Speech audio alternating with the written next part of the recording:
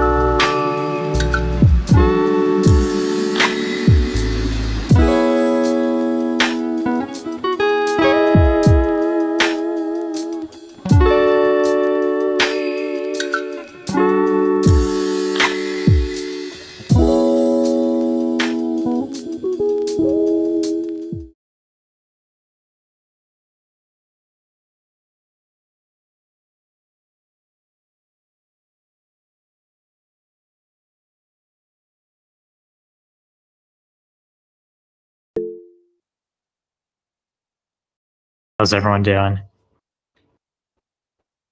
Actually can't see any of the responses, so I have no idea if people are doing well or doing poorly right now. So I'm going to hope everyone's doing well.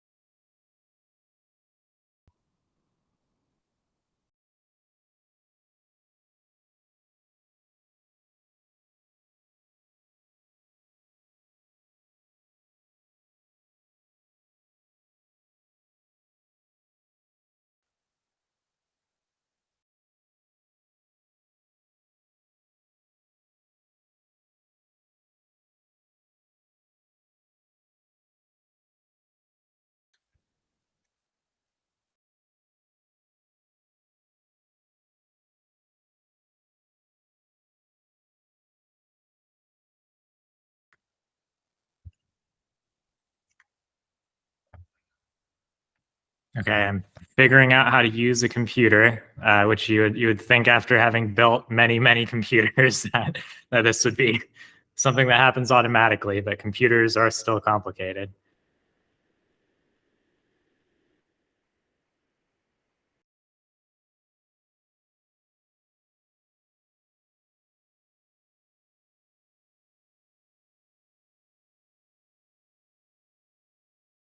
Okay, so we're gonna go straight into some Q&A, and we're gonna jump into questions that people had asked and submitted in the Google form that we put up last week. And there were some really excellent questions. There were also a lot of really excellent questions that we are not going to answer, not going to be able to answer, really mostly stuff about future product plans. And so actually, instead of answering those questions, I'm going to first explain why it is that we don't share future product plans. And really the core reason for it is that for something like the Framework Laptop, the Framework Laptop 13 or the Framework Laptop 16 that we just recently announced, it's something like a 2-year process from us initially starting to think through the product and design it out and start to form up the industrial design, start to think through the architecture, the overall business plan, the overall features and functionalities to the first unit of that product going out the door. And at any point in that 2 years, we could need to pivot any number of times for any number of reasons. And so for us to go out there and be able to share product plans, we have to caveat them so heavily with this is directionally where we're heading that we don't think they actually have substantial value. And there are times, of course, when we do share product plans, and that's especially when we get things baked to a point where we want to enable the community and especially enable developers to be able to start working with it. And so that's when we've gotten to the point where we feel confident that we've worked through the features and functionalities, the overall design, the technical specifications to a level that we're not going to change it substantially. And so we want to then go out and start enabling community members and third parties to go start tinkering with that and building their own things to extend on it.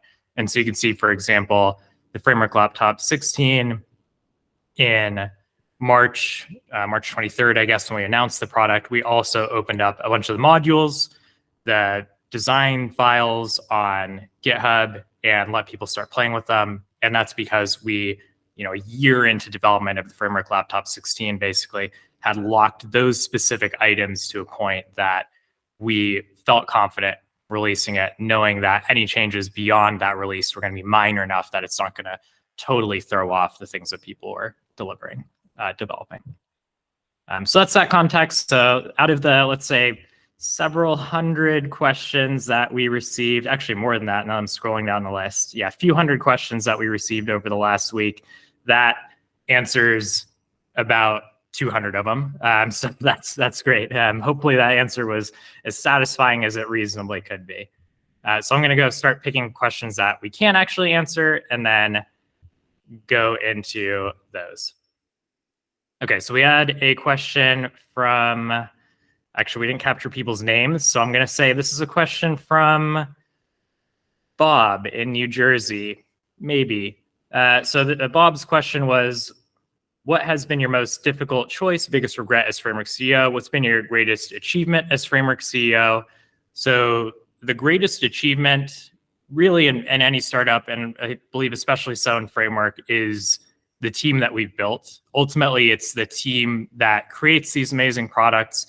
And so if we're not building the best team, we're not going to build the best products either. So greatest achievement really is the machinery of Framework itself, the physical human machinery of Framework itself, which is the 40-something really, really incredible people we've been able to collect together to create all the products we've built so far and all the cool stuff that is going to be showing up on our roadmap. So super, super proud of that, and really do feel really proud of this team. And so most difficult choice and biggest regret, I wouldn't say I have any like substantial regrets. Definitely the most difficult choices are always that we know that there's just so much that we could do as a company. There's so many products we know we can build incredible versions of that there's just a ton of demand for it that people would really love and be able to use and really help offset a bunch of waste and inefficiency and bad behavior in the industry that's out there. And we just can't do all of them. We have to really, really be focused because, again, we are just such a small team relative to the size of the problem in consumer electronics that we're trying to solve. And so the difficult choices are always, of all the incredible, useful, great products that we could be building, which are the ones that we are actually going to build? And oftentimes there's like, even at like a discrete feature level, there's things that we know would be important things that'd be useful features that we could add to the product, but we can't do everything. We have to pick and choose. And the nice thing that we get to do specifically is that we get to sequence things oftentimes. So just as an example, and this is a question we've gotten before, is why did it take so long to get to an AMD version of the Framework Laptop 13? And a big part of it is just that we're a small team and we were able to finally get both the support and the team capabilities here within the company to be able to turn on that second platform in parallel to Intel. And so that's one of those things where, because our product's modular, because it's upgradable, a lot of the difficult trade-offs that we have to make over time, we do get to correct and satisfy and deliver on, which is something that in consumer electronics, typically you wouldn't be able to do. You'd have to go just build another totally different product and then convince people, hey, go buy the new product, ignore the one that you already have. So definitely pretty key. So that was one question. One really other good question that we got that I really like is someone, I'm not going to make up a name this time. Someone asked, who would you say is Framework's biggest competitor? And this is kind of an interesting one. If we look at the PC industry specifically, the mind share and the market share are actually quite different. Like if you think about like the mind share, what are people thinking and talking about in the PC space and the notebook space? Oftentimes, the things that people are talking about are really Apple products. They're computers that Apple is delivering.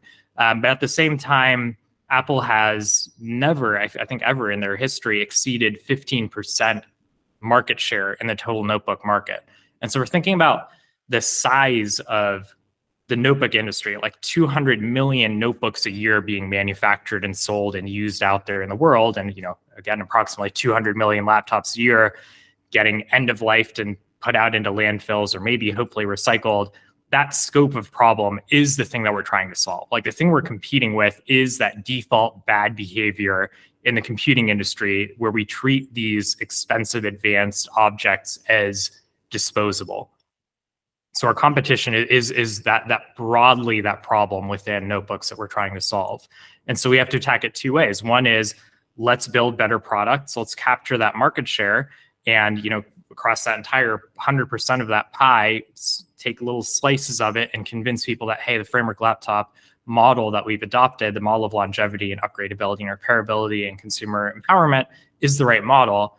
And at the same time, we also have to attack the mindshare aspect of it, which is resetting the perception that these advanced, expensive objects should be disposable and really setting the default expectation that when you're buying a computer, of all things, that really any consumer electronics product, that you should be able to use it for as long as possible.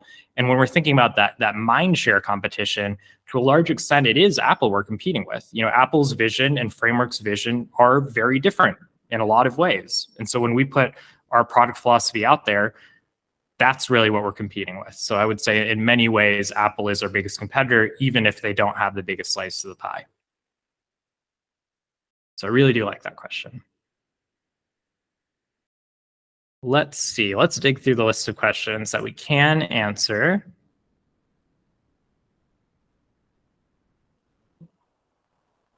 Okay, so this is another one I like. So I'm sure this is a question. I'm sure you get a lot of people asking if or when Framework will make a printer or a phone. And just going through this list of questions, that's like 50 people have asked that, which is a totally fair question to ask.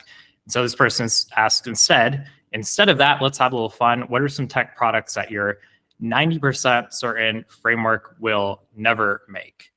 And so one way of thinking about how we filter down our products to decide what is that we're actually building is the maturity of the product category. for us, we want to make sure that when we lock in a design and architecture, that it's something that we can confidently carry forward for an extended period of time, for 5 to 10 plus years even. And for that to be possible, the actual use cases and reasons people are buying these products have to be stable. Like there can't be products that we're building where nobody knows what the category is even for yet, that the use cases are just changing very rapidly as we all kind of navigate and figure out, like, what is this thing? Because for us to lock in a design and architecture, if the use cases are changing, we can't be confident that the design that we've locked in is actually going to satisfy those things. And so I'll pick an exact example of this. So for example, virtual reality. Like, virtual reality is great. I've spent 7 years of my life working on virtual reality products. In those 7 years and the few years since then, we still haven't landed on, like, what's the the archetypical VR device? What's the exact feature set and functionality that's going to make sense?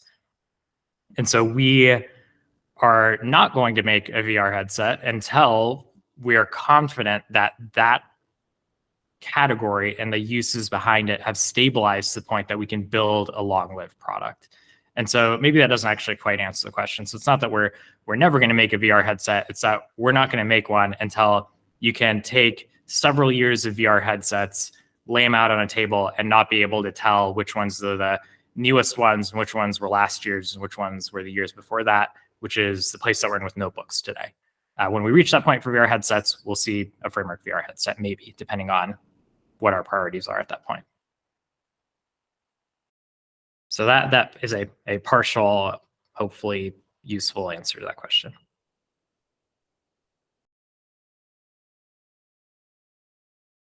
And let's see what other good ones we can answer are. Oh yeah, so this is an exciting one. So there's hopefully this person can identify themselves because they gave a little bit of information. So I'm a supply chain student and I'm interested in learning more about your supply chain and practices. I've read your blog posts about manufacturing, starting on 12th gen, and how the laptop gets from the factory to you. Any chance we can get a more in-depth look at your supply chain and manufacturing? So I really like this question. I'm not going to give the exact reason why, but we are very close to having a really interesting in-depth look at manufacturing, which is, I know, an obnoxious tease to just throw out there. But when it's out there, you're going to understand why, and it's going to be awesome. But also, you can see we're on YouTube right now. We have Halem on the team who's been driving our content, who just joined a few weeks ago. We are starting to actually build out a broader and deeper set of content. And part of what we want to do is actually give transparency and openness that other manufacturers don't give, and to use these content channels as a venue for that. And so what we actually do plan to do and would like to continue to do is give a deeper view at how we build our products, both from a design and engineering standpoint and from a manufacturing and supply chain and logistics standpoint. And so that's something that over the next months and even next years, that's something that you're going to see much, much more of. And of course, it's not something that we haven't wanted to do. We love to be transparent, and that's why you can see those blog posts that we've written over the last couple of years. But we just haven't had the actual ability to execute on that. But now that we have someone on the team who's amazing, who's great at exactly that thing, that's something that we're going to continue to do more of. And just looking at the chat, it looks like Linus kind of leaked that he's doing some stuff on manufacturing a framework machine. So apparently I don't have to tease this. Apparently Linus has already shared it on his own. So yeah, there is going to be some more content coming out of the LTT team that's related to our manufacturing. So it's going to be super exciting. I think you're all going to enjoy it. I had a lot of fun with it. I know the team here had a lot of fun with it too. And so can't wait to see what people think of that when it's out there. All right, I know there's actually some live questions still coming in on this forum. So actually, I'm even going to refresh it because I'm sure people have still been submitting more. And there are a lot of questions I can't answer. So there's a question of, are you accepting new investors? Technically, sort of. This is a complicated question. We're operating at a scale where the types of funding that we're looking for are less like we need like lots of small bits of money. It's more we need the types of large-scale strategic partners who can help us reach broader audiences and broader markets, which is less like we need like dollars in the bank and more we need the right connections. Like looking, even rewinding back to the seed fundraising we did back in 2021, where Linus joined that investment round. That's been super helpful to us. We've gotten a lot of great connections through the LTT team. Several of our other investors, similarly, we've gotten great connections and great knowledge from, both in terms of like connections to suppliers or partners, but even connections to candidates, for example, that we would want to bring in and have join the team. And so as we look at like future strategic investors, like those are the sorts of relationships that we're going to build, which is totally normal and typical as a technology startup for that to be the case.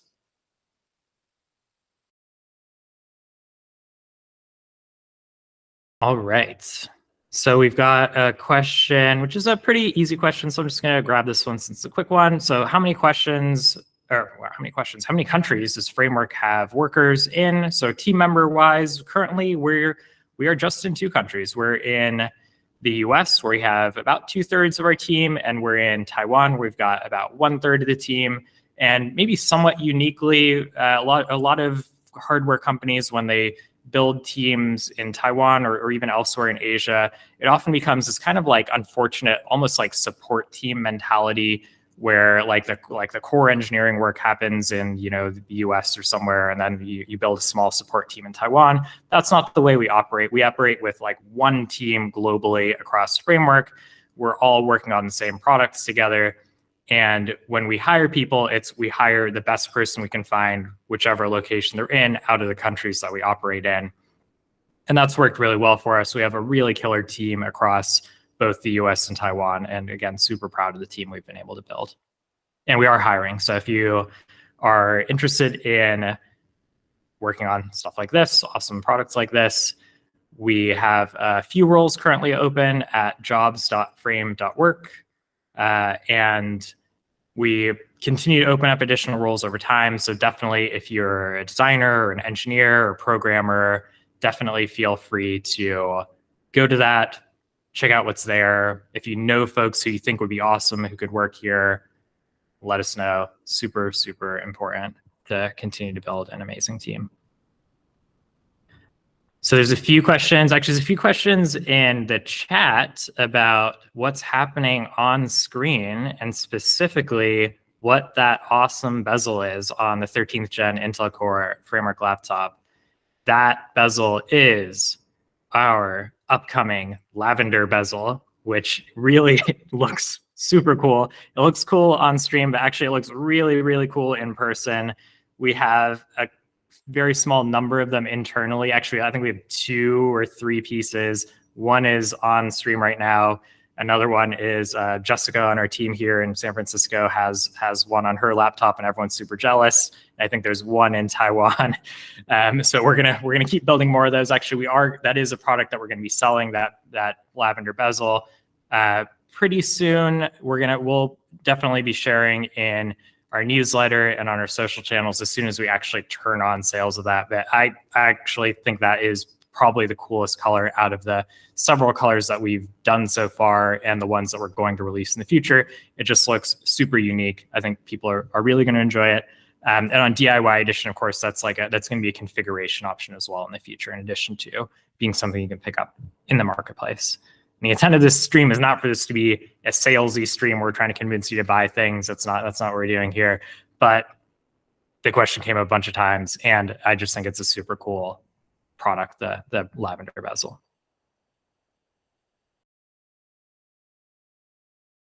Okay, let's see what other questions we can do. I think we've got about 10 more minutes for this stream, so I'm gonna keep digging in. Okay, so this is a question I really like. What's your favorite part of the developer community? I really like this because almost every day I go into our community forum, community.frame.work, and go to the creators and developers subforum inside of there. And almost every day I see some new thing that's just like totally mind blowing. Like a couple days ago, I was digging in, there's an old thread about building an LTE expansion card. And recently there's been, I few different people all kind of competing to see like, okay, who can be the first one to build an LT expansion card. That's just super, super exciting to see. And there's just been an incredible number of projects and products that are like that, things that we maybe have as like this napkin sketch of idea of like, what if there could be a card like this, and then like we go to the community and we see like, oh, actually someone's literally already built this crazy complicated thing that we weren't even sure was possible or not.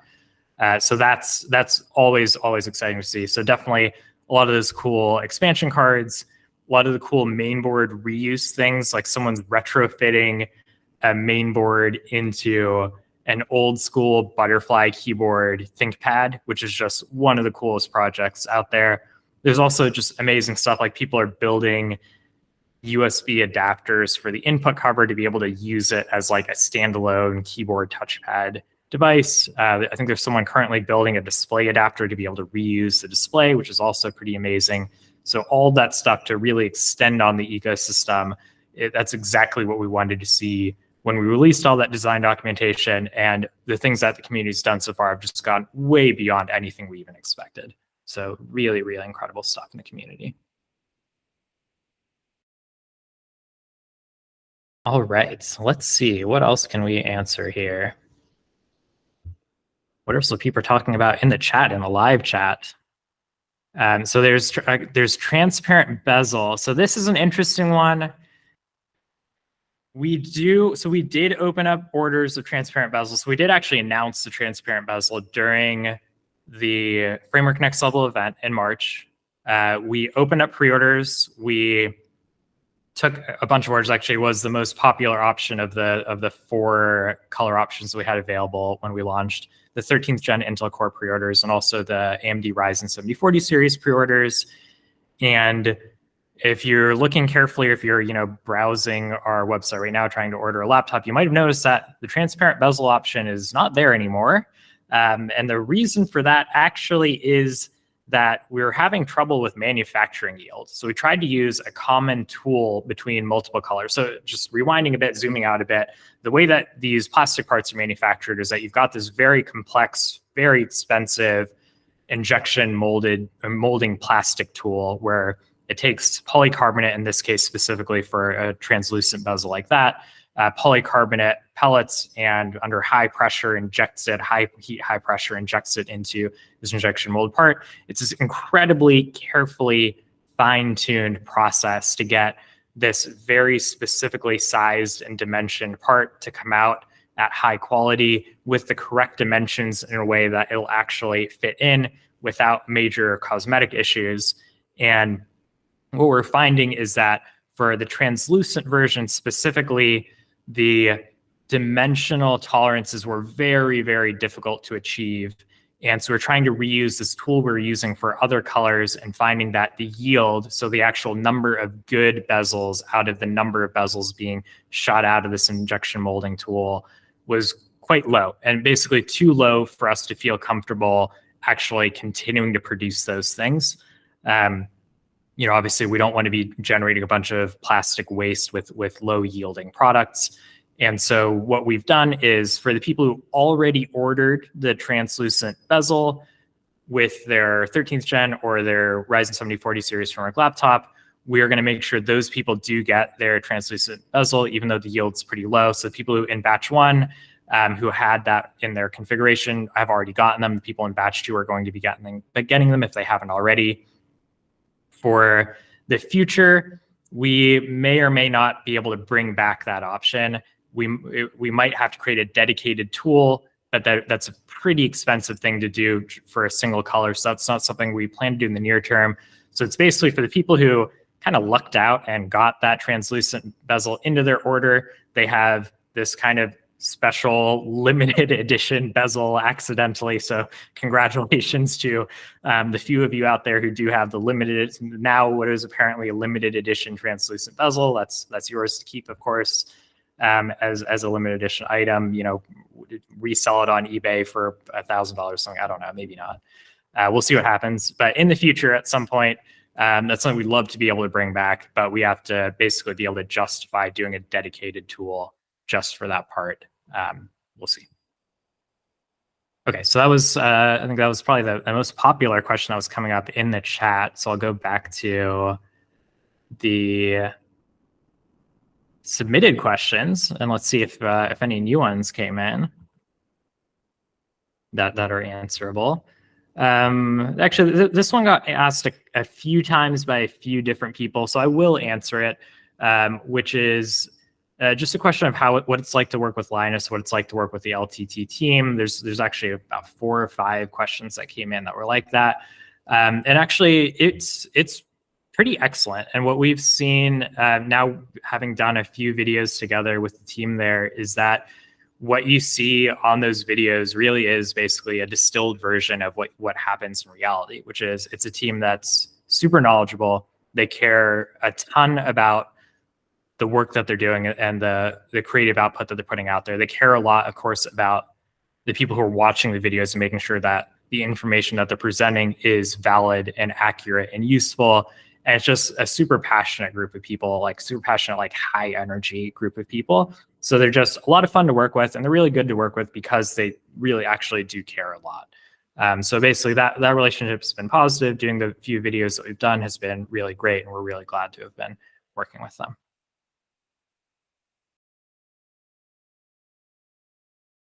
All right, let's see. We can probably get 1 or 2 more questions in before we have to cut this off.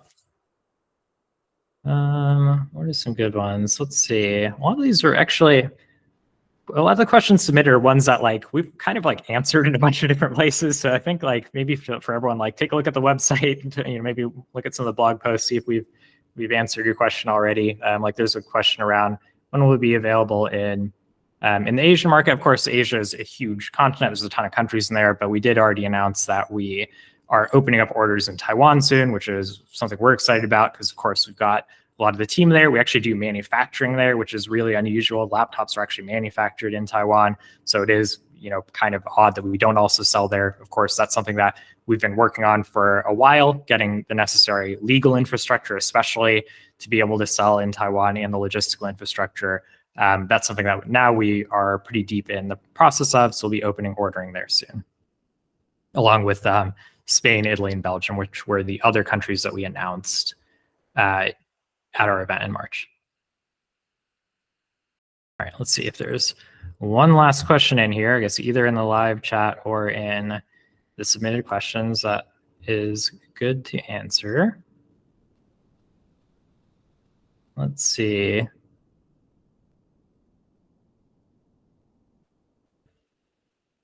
Yeah, so this is a good one. So as a person who's followed your company for a long time, what were some of the challenges that you as a company have faced to get these products on the market? So this is an exciting one because this could go on for hours. I guess we could dominate the rest of the stream just talking about the challenges of being a small hardware startup in a very mature and competitive category. But I'll pick just a few of the challenges. One is that, of course, we kicked off in the beginning of 2020. And as you all know, so there's some challenging things that happened in 2020. So we went from this little team that was kind of in person here in the Bay Area to signing a lease on an office. And then a month later, finding out that, okay, actually, we can't use that office anymore. And also, we can't visit any of our suppliers anymore. So we're going to have to figure things out. But we, of course, started building a team in Taiwan super early, which was incredibly helpful for being able to actually build a hardware product while travel was locked down. So within Taiwan, of course, things were quite open throughout most of that period of time, which meant that our team on the ground was able to actually really be able to make awesome progress. And then we just had to ship stuff back and forth, which was really hard. And then eventually a few of us here were able to go and spend, our 10 days and locked up in a hotel room in quarantine before being able to go out and meet our partners and our team members in person. So that was definitely a big challenge. But I would say all of those various challenges, all the hard parts of, building a great competitive laptop, designing things to be modular, designing within this remote first environment, within massive lockdowns and silicon shortages and supply chain shortages and logistics crunches and all that stuff, all of that actually kind of pales in comparison to the normal problems you have when you're a startup. Basically, like people not knowing who you are, especially your key partners or suppliers never having heard of you before and having to convince them that we are not the 1,000 other people who have tried emailing you or reaching out to you. We're actually serious. We're going to make this real. And basically building up that credibility from nothing. Of course, once you start shipping a product, like of course we've done, and you start getting positive attention and folks in the community really championing us, which is what we love and is always so helpful, then the credibility gets easier, the introductions get easier, the connections to suppliers or partners get much easier. But that kind of bootstrapping process, starting from nothing, is just so hard. And that's something that really almost every startup faces. And for us, just as a consumer hardware company, we've got some special specific challenges that came out of that in our first year, especially our first year and a half or 2 years. But now we're well enough known. We've got enough credibility. We've got enough sales momentum. We've got an amazing community out there that it's a lot easier for us to be able to do the things that we want to do as a company. And so momentum-wise, it feels actually a lot smoother now in Framework than it did 3 years ago, which is wonderful for everyone, really. Okay, so I think that is the end of time on this. We're definitely going to do more of these in the future. I hope folks had fun with us. I hope everyone got the information they were hoping to get out of it. And we do have 2 more Q&As coming up. We've got a Linux Q&A with Matt on the team, who's our Linux support lead. And we've got an engineering Q&A with Kieran, who is our lead system architect, who leads our system software and firmware work. So Matt's at 3 p.m. Pacific, Kieran's at 5 p.m. Pacific. Definitely look out for those. Those will be a lot of fun. Great. Thanks, everybody.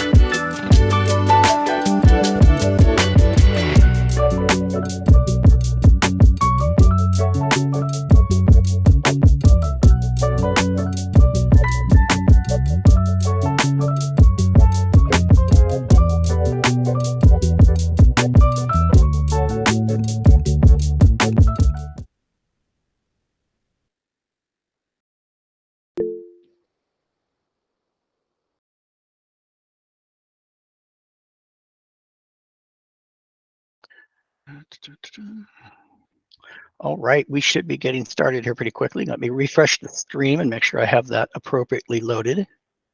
Doesn't look like I'm there yet. Well, anyway, I'm going to start chatting, even though I'm looking at what's probably a delayed stream and I'm probably a day late, $1 short. My name is Matt Hartley. I am the Linux support lead for Framework Computer. I've been doing the Linux thing for quite some time, actually. I'm going to basically pick questions that I think are going to provide the best value to everyone watching. I will also be hand selecting some questions from the chat room as well. So bear with me as I run down the list. And fair warning, some of the questions that I'm selecting may have a repetitive nature. They may have some commonality, and that's okay. That's totally by design, because I think some of the questions that, while they share some similarity, are definitely worth addressing individually. So I'm just going to jump right in if you can all work with me on that. First question, can we request a specific distro to be installed with the necessary drivers before shipping? You would be shocked at how common that question is. I probably receive that variation of that on a semi-daily basis. The easiest answer for that is, at this time, we have distributions that we are working directly with that we feel comfortable in providing what we call official support. And I'll elaborate on that in a short period. And basically, the reason for that is not everyone wants to run the distributions we offer. Some people want to run Slackware, Void, Gentoo, Hannah Montana Linux, whatever. Everyone's got their distro of choice. And so far be it from me to dictate what distro you choose to run. But we do have supported distributions that we are providing official support for, and then we have those distributions we provide community support for, all of which I will circle back on here shortly. So in answer to your question in a very roundabout sort of way, at this time, no, we're not doing anything pre-installed as far as that's concerned. And additionally, when you indicated the necessary drivers before shipping, most modern, well, actually any modern distribution is going to have the drivers you need already set up, unless you're doing Linux from scratch, and that's a whole different thing. So that's really not the issue. As long as you stick to what we're providing, you know, as far as our recommendations are concerned, you're going to have a great time. Just remember to check out our guides. All right, let's move on to the next question here.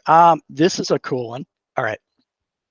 Any plans for creating your own distro and do it like some of the other companies that are out there doing very similar to that? No, and that falls in line with the first question that I answered.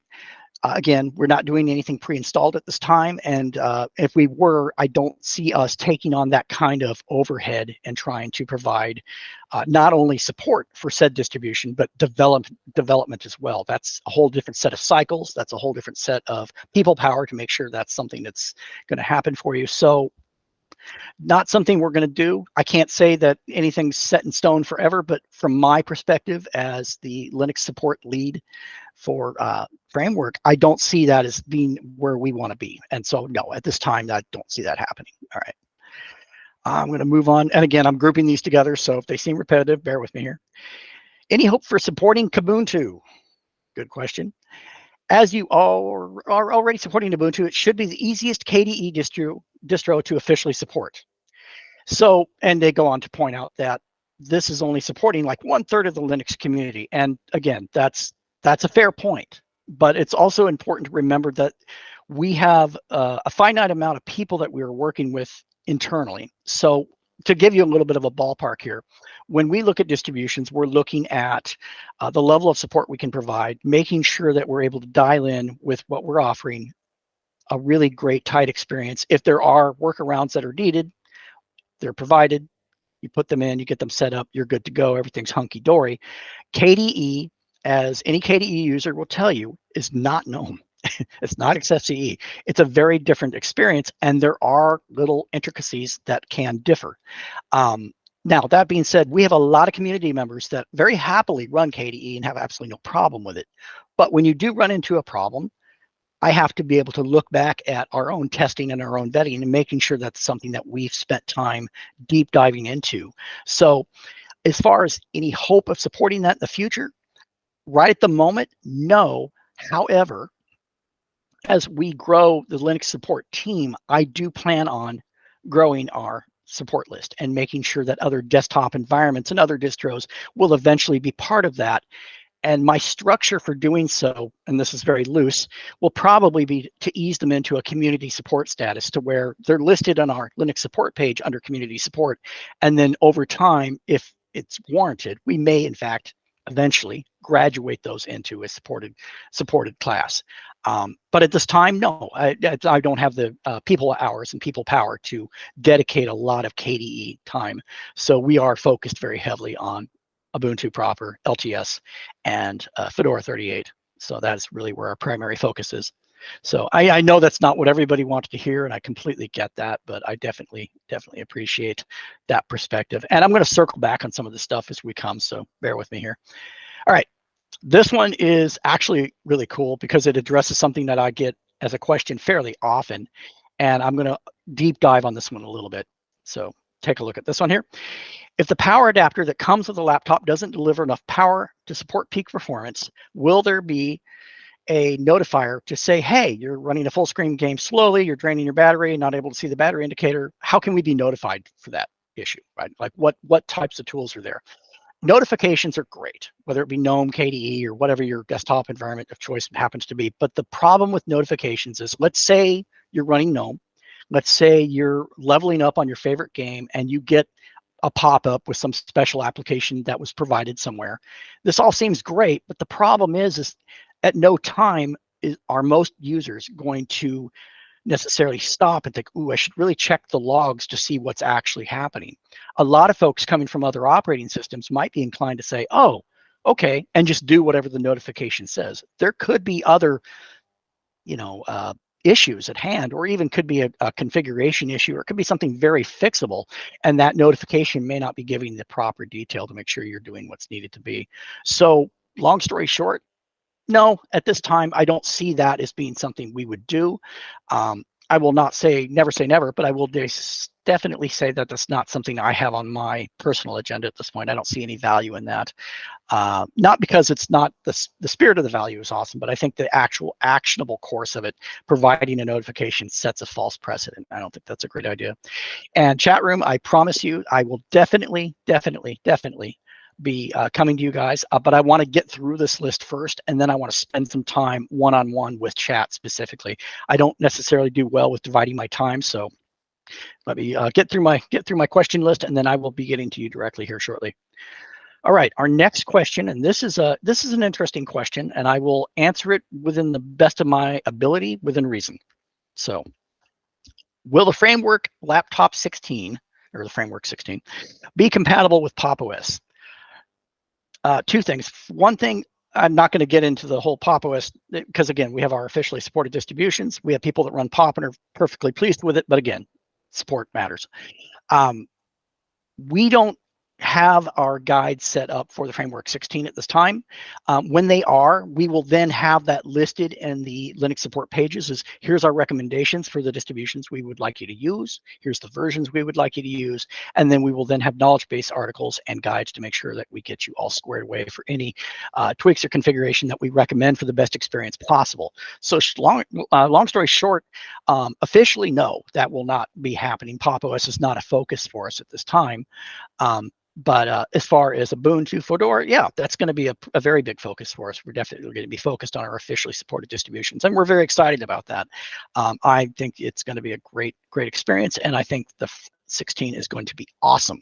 All right, next question. While Framework laptops can basically support almost all Linux operating systems, would you ever consider a collab with other companies that have their own pre-installed operating systems? And you can figure out which brands those happen to be. And there have been some really successful collabs in the past, and that's awesome.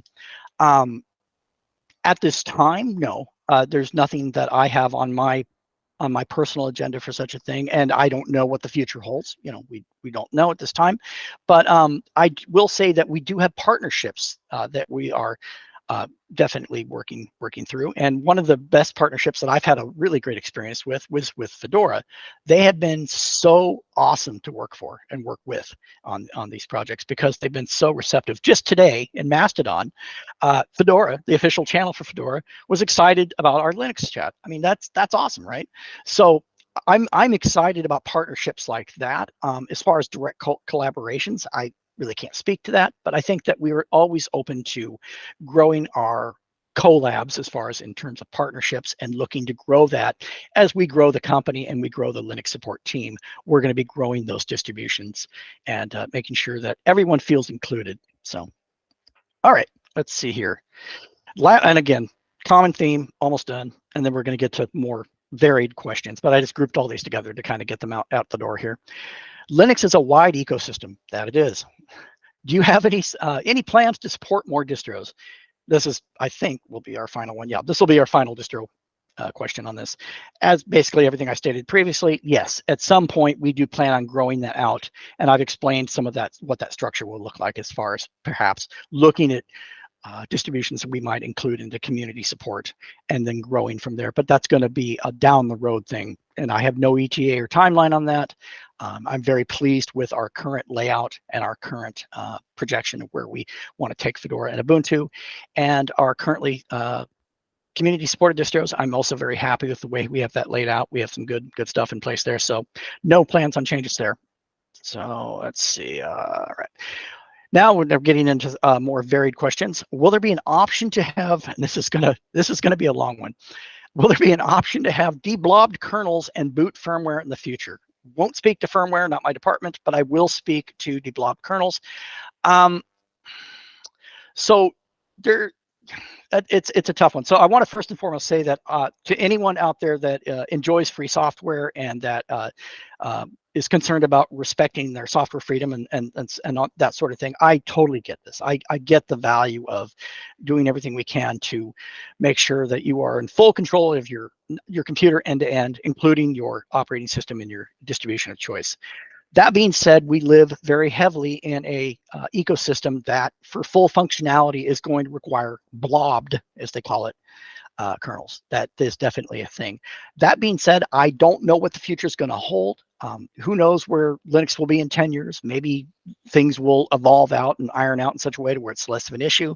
But at this time, no. What we are recommending in our guides, what we recommend in our knowledge base, that's going to be where we want to focus, because we have to balance this with, we want to make sure that those in the free software world feel that we are hearing them and respecting their concerns and needs. We also need to look at those coming from Mac OS and Windows that just want stuff to work and don't want to have to think about hardware compatibility lists or whether or not something's going to require extenuating considerations. And as you know, anything that supports free software foundation supporting distributions, usually a hardware compatibility list is a part of that equation.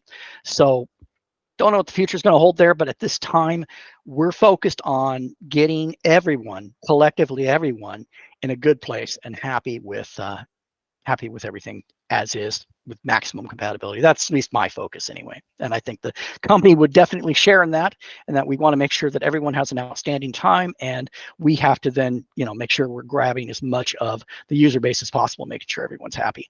All right. Flash forward to 2023, we're seeing a lot of improvement with the way things are happening at the desktop environment level. We're seeing improvements at the kernel level. Hardware manufacturers are super on board these days with us, especially. We're looking at working with hardware in the Intel ecosystem and things of that sort to make sure that we're really dialed in for maximum compatibility. Part of that experience is then balancing that out with battery life. So there's been a tremendous amount of work done on the firmware level. You've all read the blog post, and if you haven't, get out there and read it. It's important. Talking about the work we've done with the expansion cards and the firmware team who has worked tirelessly to make sure that that is just dialed in stellar. Super pleased with that. That's where we've made real strides. Moving on back to the Linux side of things, I would say we're looking at continued kernel improvements, and we're also looking at accepting that you are in control, because it is Linux. You are in control of what you do to take some responsibility for how our battery operates on our computers. Because let's face it, a lot of us are on Linux because we value control of our desktop environment. We value control of our desktop experience, and we want to choose whether or not we throttle a CPU. We want to choose whether or not something uses more power and uses less power another time. TLP can help with that. We have TLP guides specifically for Fedora and Ubuntu. If you run those, and I've run both of them, and for Fedora and Ubuntu, you will see a significant improvement in your battery life. Is it better or would compare to Windows 11? Again, it depends on your use case scenario. I would say it's competitive. I'm not going to give hard, fast numbers on that, but I'd say it's very competitive. Personally, I've used 13th gen. I've used it all day with breaking for lunch. That's without video, and that's following the guides. You can take that for what it is, but I would definitely say it's pretty good, and I'm quite happy with it. It does everything I need it to do, and couldn't be more pleased. But I'm also, again, this is my laptop, not attached to displays, not attached to anything extraordinary. I'm not running, trying to charge my phone with it or something like that. This is merely using my laptop, spending a lot of time in text. Maybe it's doing forum post tickets, things like that, support duties. And I've gotten all day battery life with those TLP recommendations. Now, that being said, I've seen people dial it in even farther. And that goes into unsupported territory, in that I'm not going to make those recommendations. They're available in the forums. I've seen people get insane battery life in Linux on a framework laptop. I've seen them do it in 12th gen. That's neither here nor there. It's not officially supported, but it is possible. Again, Linux is about taking control of your own laptop and deciding what you want to do.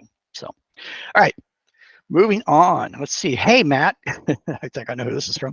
Hey, Matt, could you guys make streams running old DOS games? I like that idea. That sounds cool, and I will definitely pitch that to marketing. That would be fun. Maybe a little DOS box and see what's what. That could be a lot of fun. I definitely. And if you have some DOS games that you guys would enjoy seeing, hey, share it. Who knows? Anything's possible, right? Another fun question. This is tough. This is really tough. How much of Framework's user base are Linux users? That's like asking how big a cloud is, right? I will say that it is a substantially large portion of our user base. I don't have specific numbers. I wouldn't try to speak to that, but I will say that, oh boy, I would say it's greater than probably most people would think. Let's just put it that way. I will say, and I can say this verbatim, you have a voice here. That's me. I'm here to represent you as Linux enthusiasts. I'm here to make sure that while we may not have the answers to everything you want, or may not be able to deliver everything you want right away, you're being heard, it's being considered, it's being explored, and we will do everything we can to provide the best experience absolutely possible. So hopefully that helps clarify that some. Oh, this is the worst question of all. Absolutely dead to last. Worst question. I hate this question, but I'm going to totally answer it because it's only fair. Oh boy. What is your choice Linux distribution? Meaning, what is my preferred favorite Linux distribution? It depends. I have a personal computer that is not Framework that I happen to run PC Linux OS on. It's a laptop. Actually a laptop I've had for many years. It's an old laptop, and it's a distro I love. Super not going to try and support that at this time. It's a very small user base by comparison to, say, Fedora or Ubuntu, but a lot of long time love there, and so I've been friends with the developer for years, and big supporter, financial supporter, and so that's probably my choice favorite. My favorite for getting work done and for working within Framework itself, I'm going to have to say right now it's Fedora. And I think that pushed the needle up over a little bit with Fedora 38. There was a time I wasn't really big on GNOME, and Fedora really won me over. I very much found myself growing to that. So I would say for work and getting things done on the day-to-day basis, Fedora 38, absolutely dynamite. A close runner-up to that is going to be, I'm going to say Ubuntu 2204 LTS. It's not exciting, it's not bleeding edge, it's not Arch, but at the same time, as long as I follow my guides and I get those details put in as described in those guides, and I run it, and I don't deviate, I don't get all creative with PPAs or random suggestions on a third-party forum that are not vetted by our community or myself, I'm going to have a great experience. And so that's also a big pull for me. So it's kind of a toss up there, but I would definitely say Fedora 38 is going to be where I land for my work stuff, and that's what I'm running right now. So, all right, let's see. Will Framework Laptop 16 be compatible with Pop OS? I feel like I've already answered that, but in case I didn't, I don't remember. As I described, I'm pretty sure I already covered that, but if I haven't, basically, look, we're going to have our officially supported distributions. They will be released when it's time, and you just follow that and then follow the guides accompanying that, and that will then get you where you need to be there. Let's see. Are you considering this is cool? Are you considering an option to be able to support pre-built framework laptops with Linux pre-installed? So basically, like our Windows option, to where we have the DIY edition, and then we have for Framework 13, and then we have our Framework 13 that comes with Windows pre-installed. This individual, while we didn't unfortunately capture names, is asking, hey, are you going to do that with Linux distributions? Maybe I could, get a pull-down menu and pick Linux distros. As awesome as that sounds on the surface, there are a multitude of reasons why that's not going to happen at this point. It's just logistically not really where we're at. It's a two-pronged thing. The logistical side, and also not everybody is really wanting any one specific distro, because a lot of folks come to Framework from distributions that aren't even on our compatibility list. They might come in with Void or Slackware. That may not be a good option, and so that doesn't make economic sense to put that time and effort into that at this point. Something I have talked about, I have absolutely, and I'll probably get yelled at for this later, but that's fine. I have toyed with the idea of looking into seeing if we can actually get ready-made USBs running our officially supported distributions, Fedora 38 and Ubuntu 2204. That's something I think is value added for someone that is wanting as close to an experience what this individual is asking for as possible, but at the same time not adding a logistical headache for us. And so it is a little bit of a balancing act there.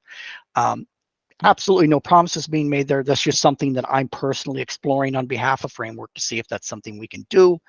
I might have to arm wrestle some folks, but it's something I'm advocating for because I think that is important. I think it's absolutely critical that we make Linux support a first-class citizen for Framework, and that's certainly what I'm here for. So we're looking into it. All right. This is also a cool question. And again, we're getting close to where I'm going to start taking chat questions. So I appreciate everyone's patience with that. When can I expect a device pre-installed with Fedora Silverblue or something like that? We already talked about the pre-installed thing, but Silverblue being a interesting distribution in itself, in that it's immutable. So basically, if you're not familiar with that term, it's a distribution that's almost Chrome OS-like, in that you really can't break it. I mean, you probably could, but it's not designed to be broken. It's immutable, right? So you're able to install this distribution, and your packages are primarily going to be Flatpak with Silverblue, and any types of stuff that you need to do beyond that, you're going to do in a containerized environment. I have been running Silverblue on one of the Framework 12th gens, and I like it a lot. It's cool. Is it something? Now, I even took a poll here recently in the forums to where we talked about just kind of getting a feel for the community. At this time, from a community vibe point of view, we're not quite there yet as far as even being community supported. But I would like to continue to re-explore Fedora Silverblue and distributions like that, and immutable distributions like that in the future. And I really want to emphasize future, because there's absolutely no guarantees that that's ever going to happen. But it's absolutely on my radar because it is pretty slick. And I can see, especially for newcomers with very generalized web-based, web browser-based user expectations, I could see this being a good thing. But there are some hiccups and issues and compatibility things that are concerning there. So we're definitely looking at that in the future. So it's on my radar, but no, not at this time. Let's see here. Oh, this is okay. This is actually, we kind of touched on this a little bit earlier, but I want to bring it back up. So we have an individual here asking, Linux is a wide ecosystem, even within a distro. That's the truth. Users can change fundamental parts of the operating system. How do you maintain compatibility with such a wide ecosystem? Supported distributions. That is the answer to that question. I'll take 5,000, Alex. Yes, that is absolutely where I'm at with that. It's no question. By keeping a laser focus on, we support this desktop on this distribution, this release, it allows us to have some control when it's basically for Linux. It's myself and a very small support team that is maintaining this. It allows us to focus on making sure that our supported distributions are job one, that we're not trying to say, oh my goodness, we got someone over here on Void, or that got this person on Gen 2 that also sometimes runs Arch. He's running into an issue, and we haven't been able to duplicate it on our official distributions, but we want to do that. that's where you begin to split hairs and it gets really messy. And so while we are active in chat and we are active on the forums to provide support where we can, that's the reason why we dial in the way we do. It's not any preferred favoritism. It's a lot of testing and vetting and conversations that went into making sure that we take that wide ecosystem and we get it into a universe that where we can provide a good experience for you guys. So, all right. Ooh, well, you guys got some great questions. I got to tell you, the submitted questions are amazing. Most difficult challenge so far with framework in Linux. Hands down, being completely frank, it's a balancing act between working between newer users and system admins and other engineers and whatnot, and making sure that, and I'm speaking of the community specifically, making sure both types of Linux user are feeling happy and addressed. I put something out in a GUI format for newer users. Advanced users are looking at this saying, wow, that's hot garbage. Why would we do it that way when we could just use a terminal? Just drop down to a terminal and do it there. I mean, it's easier. And it's like, yes, but, right? So I think that balancing act, without question, has got to be the most difficult part, is maintaining that balance and managing expectations as we go along, because that is tricky. That's probably the number one thing I have. And there are other challenges as well. It's a challenge I welcome and it's a challenge I embrace, but it's definitely a challenge. So that's something that's very much on my radar. Let's see, we've already addressed that one. So let's see. Okay, this one was an interesting question, and then I'm going to be jumping into chat questions. So I appreciate everyone's patience, and I know that you might have preferred that I jumped in sooner, but I wanted to get through these. Instead of disabling power profile daemon in GNOME and using TPL or TLP for better battery life, why doesn't Framework just cooperate with the maintainer of the power profiles daemon and get the best modifications possible? I mean, it just seems that easy, right? I'll tell you what, if anyone would like to, if they're watching this, for example, and you want to reach out to me and we can perhaps come up with some ideas to make that even better, I'm all for it. But at a higher level, on a rather than getting too deep into the weeds here, for those that aren't aware, the difference between TLP and power profile daemons really comes down to an automatic transmission and a manual 5-speed. Power profile daemons, daemon is awesome in that you can performance, power save, balanced, whatever, and that's great. But that's it. And if you're not getting the power savings you're looking for in power save, or maybe it's giving a hit somewhere else, or something isn't quite cooperating, it's not as easy as it would be to use TLP, go into the config file, or use the GUI that I suggest in the guides, and actually address those individual components on your own. While it's more work, you're able to feel like you're driving. And if you're driven a 5-speed, you know what I'm talking about. You feel like you're actually in control of the car. You're able to work the gear shift. You feel like you're actually in charge of what that experience is looking like. So that's my perspective on it. But that being said, if someone from that project would like to reach out to me, that would be fine. I'd be open to hearing more. But at this time, that's simply not a focus for us, because again, finite hours, finite people power, we have to make sure that we get something out now that is going to provide you with a good experience using your battery on a framework computer. And rather than going off and beginning development on that, we have something that works, and that's TLP, and it works really well. And that we've had a lot of success with it. So, all right, now we're going to jump into the chat room. Oh boy, let's see what we got here. All right, folks, let's see the questions. Now, there's a little bit of a delay here from when I speak to when I see the chat, so I may have to wait a minute for those questions to begin cropping up. So I will do what I can to avoid any silence. No one likes dead air, especially during a broadcast. So I may jabber on a little bit here. But let's just look at some of the comments here and see if there's anything that really stands out. Nothing so far. I'm going to scroll up while we wait and see if we have any good questions here.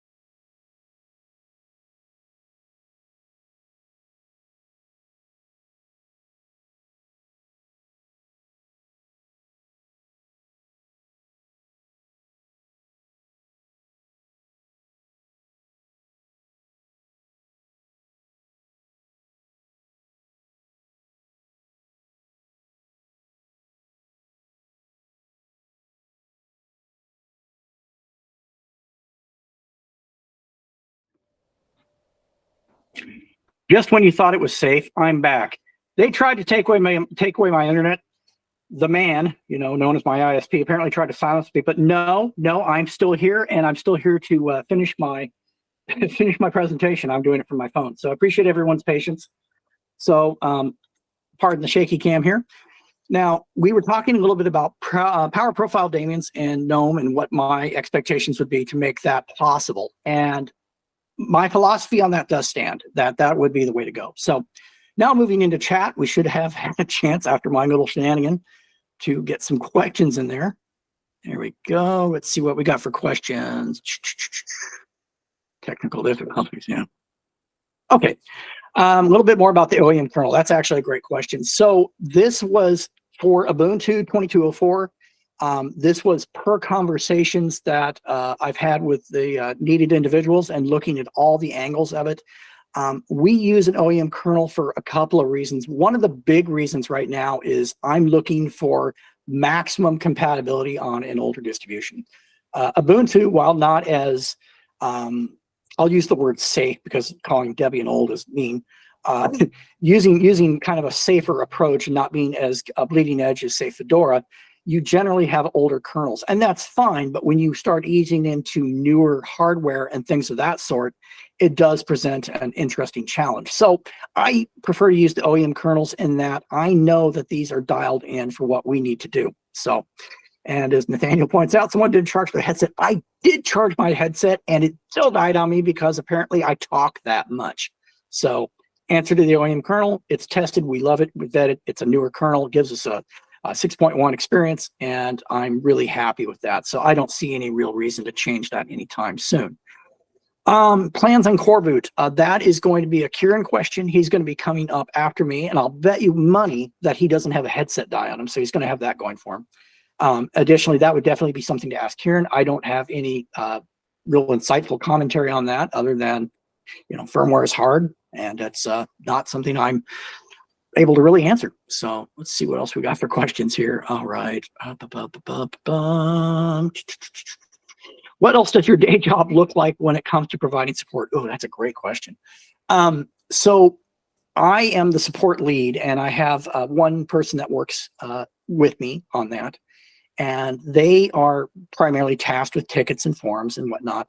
I spend my time working on the same, usually if they're elevated to me, or if it's something that might need an extra set of eyes or needs to additional replication on my end. I tend to focus on that. But I also work on some of the research and development side of things. So let's say that there's upcoming kernels or upcoming releases of Ubuntu or Fedora coming up, and we want to know, hey, is that going to break something? That's going to be terrible. I want to know, right? And so I can get ahead of that, and then I can alert engineering ahead of time. That's where my focus is. So yeah, I mean, that would be a big part of my time. I also spend a lot of time in the Discord answering questions, and sometimes just observing and making sure that if it's a question I can answer quickly, or if it's something in their support forum or the support Discord even that needs to be elevated to a ticket, that it does in fact get elevated to a ticket appropriately. So I think that is absolutely important, making sure that my time is spread out equally. On any given day, I can heat up my little office here. It's a little shed office. I can heat it up with just running computers, because I'm just running that many. I usually have 3 or 4 laptops open at a time. And even though they're not under load, they're usually doing something important to make sure that you guys have an amazing experience. And that's what I do. So let's see. Oh, we have a low battery life warning on the 12th. We do, folks. Oh, my goodness. Look at that. And I have no idea how long I've been talking for, so I'm sure I'm not cutting in anyone's time. Now we're good. Yeah, we have a battery warning, it looks like.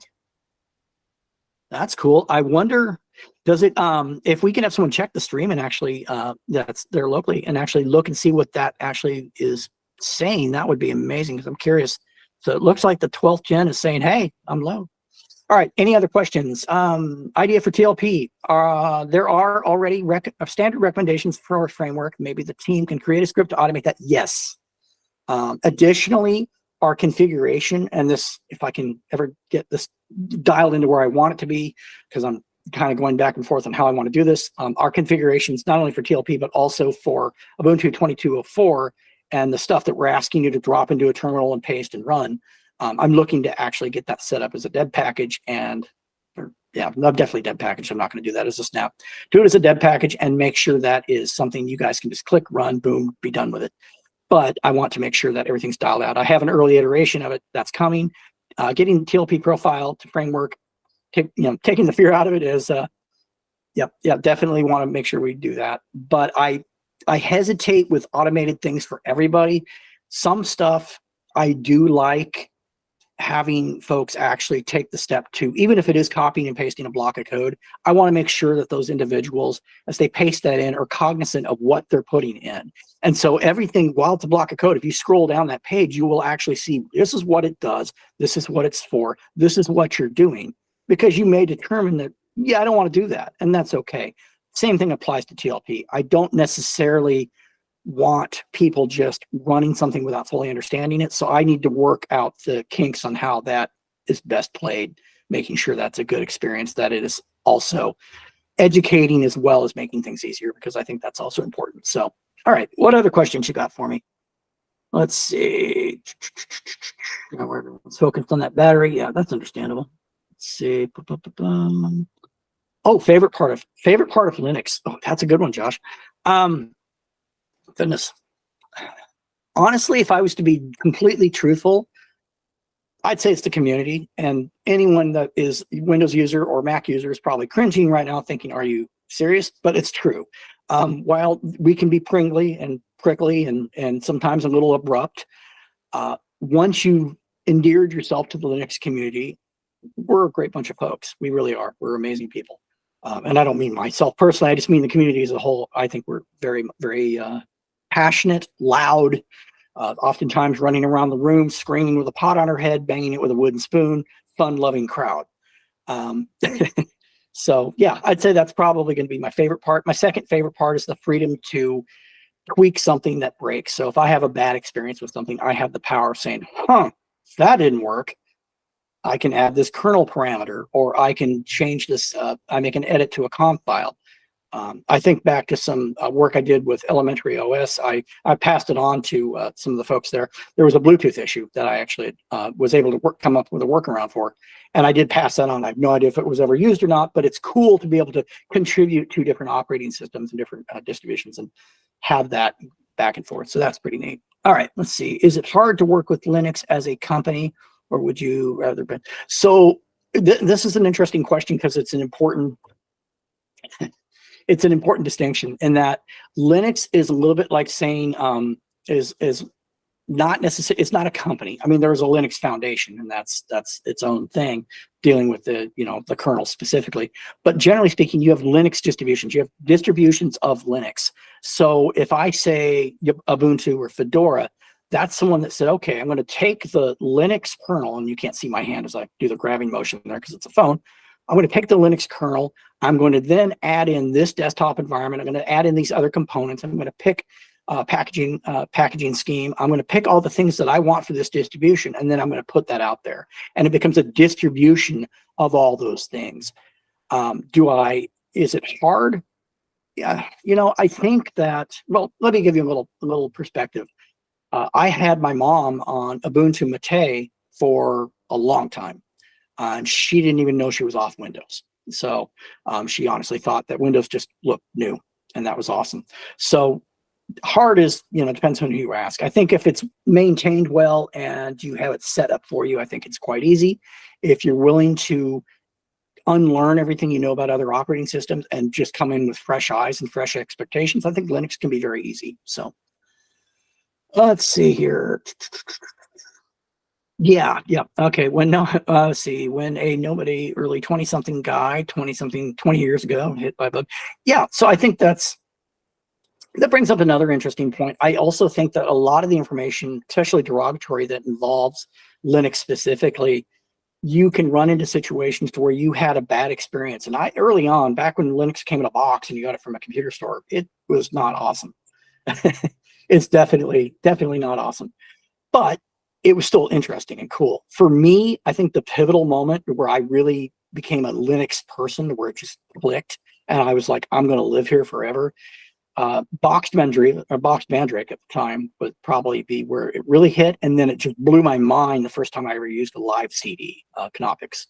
Drop that in. I used to use it to get into broken Windows installations and recover data, some of that stuff out, get it sorted out, scan for viruses, get all that taken care of.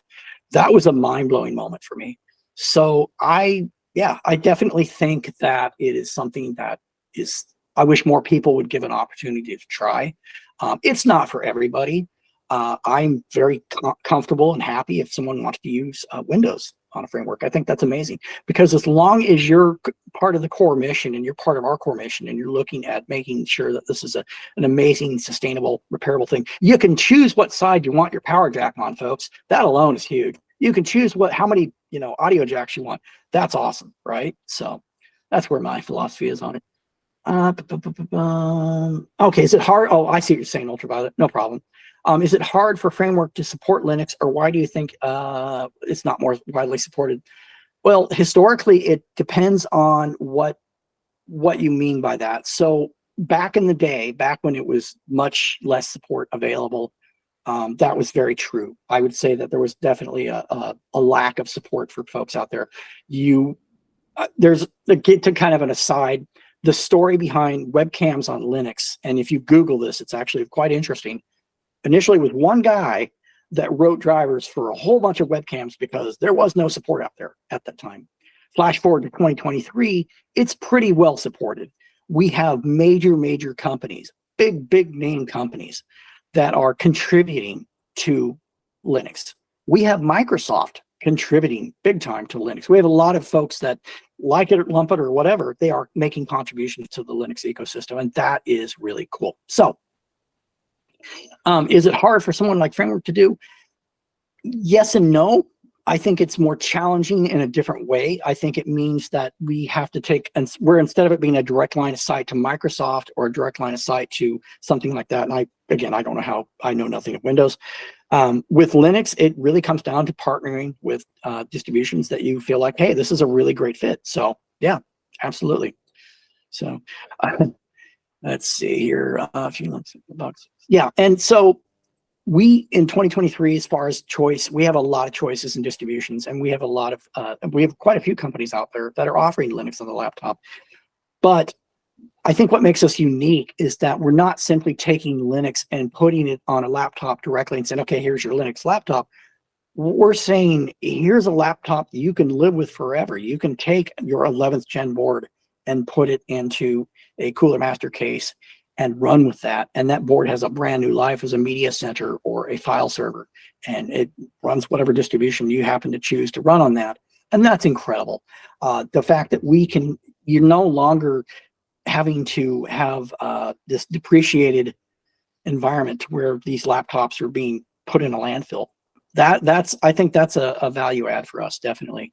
And we think that Linux needs to be part of that. And we're passionate about that, very passionate about it. But we also make sure that Windows users are part of that as well. I say that as a Linux user. So yeah. All right, what other questions do we got here?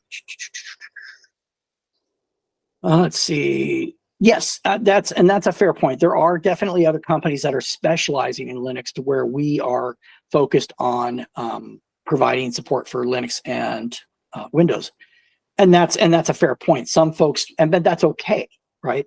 The beautiful thing of it is that provides economic choice. People can decide what's important to them. For folks like myself, and I think for a lot of folks that I know personally, not putting a laptop that has something break and say, well, that's it, that's the motherboard, that's all she wrote, and then having to say, well, I got to send it in to be repaired. Whereas we can say, honestly, if it's under warranty, we'll send you another board, right?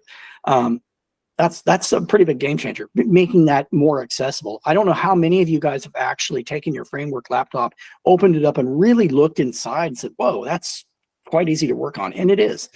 And that's something we're very, very focused on. All right, let's see. People have a choice away from surveillance, and yeah, exactly. So we're very focused on upgradability and making sure you have a choice in your operating system and picking the one that's right for you. That's definitely where we're at. Let's see, we're coming up on almost an hour. I might try and you guys are worth it. I'll round it out another 10 minutes. Why not? If you guys can keep the questions coming. So Let's see. No, I don't think that in answer to your question, Blue Streak, I don't think it's a direct focus on that. I think it really comes down to every company's got their core mission and they're trying to see to that. So I don't think it's quite that simple. I can only speak for what we're positive about and what we're excited about. I can't speak for anyone else, but I don't think that it's in any way a derogatory thing for other folks. I think that different strokes for different folks, right? Let's see. Can Framework 16 run duck game? I would be surprised if it doesn't. Yeah, it's something that should. Yeah, I can't see any reason why that would be a problem. I'm not going to elaborate any further than that. All right, let's see. So how many users? Let's see if I can catch that before it scrolls by. How many times have you installed Linux? Oh, how many times have I taken a deep breath? So just a little perspective. I've been running Linux at one capacity or another since it came in boxes, and they were on CDs. So a lot, definitely a lot. I would say that the invention of broadband made that a lot easier to where I can then begin to download the distributions instead of having to buy them in a box. But yeah, if that gives you any perspective, triple digits and probably more than that, honestly. A lot. Let's see. Let's see what else we got. I think I'm going to get. Yeah, I would definitely, if you're someone at Tinkers, Nathaniel, I would definitely go with the DIY model because that gives you an opportunity to really take ownership of your laptop at a very deep level, not just on the operating system, but you're also saying, hey, I want to be part of knowing what connections are being made. I'm part of that assembly process, and that's a very empowering thing. You probably are someone that is very comfortable with that, and that's awesome. I'm kidding. I know Nathaniel. I'm just giving him grief. So yeah, he's very much a power user. So yes, obviously you're going to want to DIY. But for someone else coming into this, if you're unsure, but you've always wanted to build your own computer, and maybe you've built one from a tower, I recommend the DIY. They're pretty great. So it's definitely a great hands-on experience. Let's see. Oh yeah. Okay. So Blue Streak's been using Slackware since '96. Rock on. That's awesome. Nice. That's great. First computer, Texas Instruments TI 994A. I still have a replica of it with Parsec and the tape deck. So that ages me a little bit. I'm sorry. Let's see, do you think Linux on framework is better than Windows? That is a tough question. So no. I don't think any operating system is better than another. I think that we don't run operating systems. I think we perform tasks on our computers, and we manage expectations on those computers. And so if you have an expectation of doing things that require Adobe products or Microsoft products, and those are available on Windows, then clearly Windows is going to be where you want to be. If you're someone that lives in a Linux environment, you're probably going to want to be on Linux. So no, I don't think one's better than the other. All right, what else we got here? Why no Arch distros or OpenSUSE? So I touched on that a little bit earlier, but you may not have been here for that part of the stream. The long and short of it is that we want people to bring the distribution that is right for them, but when they have an issue and they're looking for that support, we want to make sure that we have distributions that we've vetted, tested, lived in, dog fooded, and can say these run well. And sometimes that means that the distro that you prefer is not part of that equation. And when that happens, we say, okay, so you're running OpenSUSE and you run into an issue. All right. Have you tried this, that, and the other in the community? Community members give you some ideas. Not coming up with anything, I step in, or one of the other individuals come into it and say, hey, let's try asking Matt. Let's ask Lowell. Let's see if we can get this dialed in. I look at it and say, okay, well, this may be something we need to vet with one of our distributions that we've tested with. So we have you run Ubuntu or Fedora from a live USB, and you don't see those issues. Okay, so then we install that distribution, Fedora or Ubuntu, and we don't see that issue. Now we know that this is not a hardware issue. We then, in fact, realize, okay, this is clearly something with config, drivers, kernel version, whatever. Those are all things to be aware of. So we now know we have something to work off of. And that's primarily why we don't just say, oh, we support all the distros. Now, that being said, Manjaro is an Arch-based distribution that we have some support with. So, oh, hey, look, okay. Looks like 12th gen is finally dying. Right on. So anyway, hopefully that answers that question. Let's see, what things do you guys make? Let's see if I get that control. What things you guys, I'm not sure I'm reading that right. Let's see, what things you guys do to make frameworks work. Okay, so what do we do to make the frameworks work better with Linux? All right, sorry, it's been a weird day. A few things. First and foremost, we look at the actual hardware we're running. Is that generally going to be a good experience for Linux users and Windows users? Okay, check that box. Secondly, are there any additional configuration tweaks and changes that we need to make sure that that's a seamless experience? Well, if you're running Ubuntu, for example, are you running a kernel that's well suited for that particular computer? These are all considerations. So we have guides that have everything, and yeah. I'm sorry, I'm looking at the internal chat and laughing. Not the external, the internal chat, so pardon my giggles. You can then grab our recommendations, paste them into a terminal, get that run, and now, Bob's your uncle, you're all set. You now have an outstanding experience. And as I mentioned earlier, and you may not have caught that, we are working on a GUI to make that easier for Ubuntu users so that someone coming from Windows or OS X can just say, whatever, run it like it's a exe, even though it's not, but you're running a dev package. Bit, bop, boop, done, and I reboot and everything's exactly where it needs to be. That's some of the stuff we're doing. And generally speaking, unless you control the distribution specifically, that is going to be your best practice in making sure that as updates and come about, that you're always up squared away there, and also communicating with the distributions as well. Let's see. What's our next? Oh, come on, guys. You got some more questions. Okay, here we go. I use Manjaro on framework. My biggest issue is the lack of high DPI support, especially, okay, so you're talking XFCE is a desktop, and XFCE and high DPI, the last I checked, is not there. Again, it's been a minute. I haven't checked it like super recently, but last time I checked, that wasn't a thing. So you need to be mindful of desktop environments, and different desktop environments are going to have different levels of compatibility with it. Our supported distributions, such as Ubuntu and GNOME, for example, or Ubuntu running GNOME and Fedora running GNOME, you can actually run part of our configuration, copy and paste. You run that, and you're going to actually end up in an environment to where you'll instantly see, oh, whoa, I can go, instead of going from 100 to 200 on scaling, I can actually do it this other way. And that's awesome. So, all right, we are coming up on got 5 minutes left.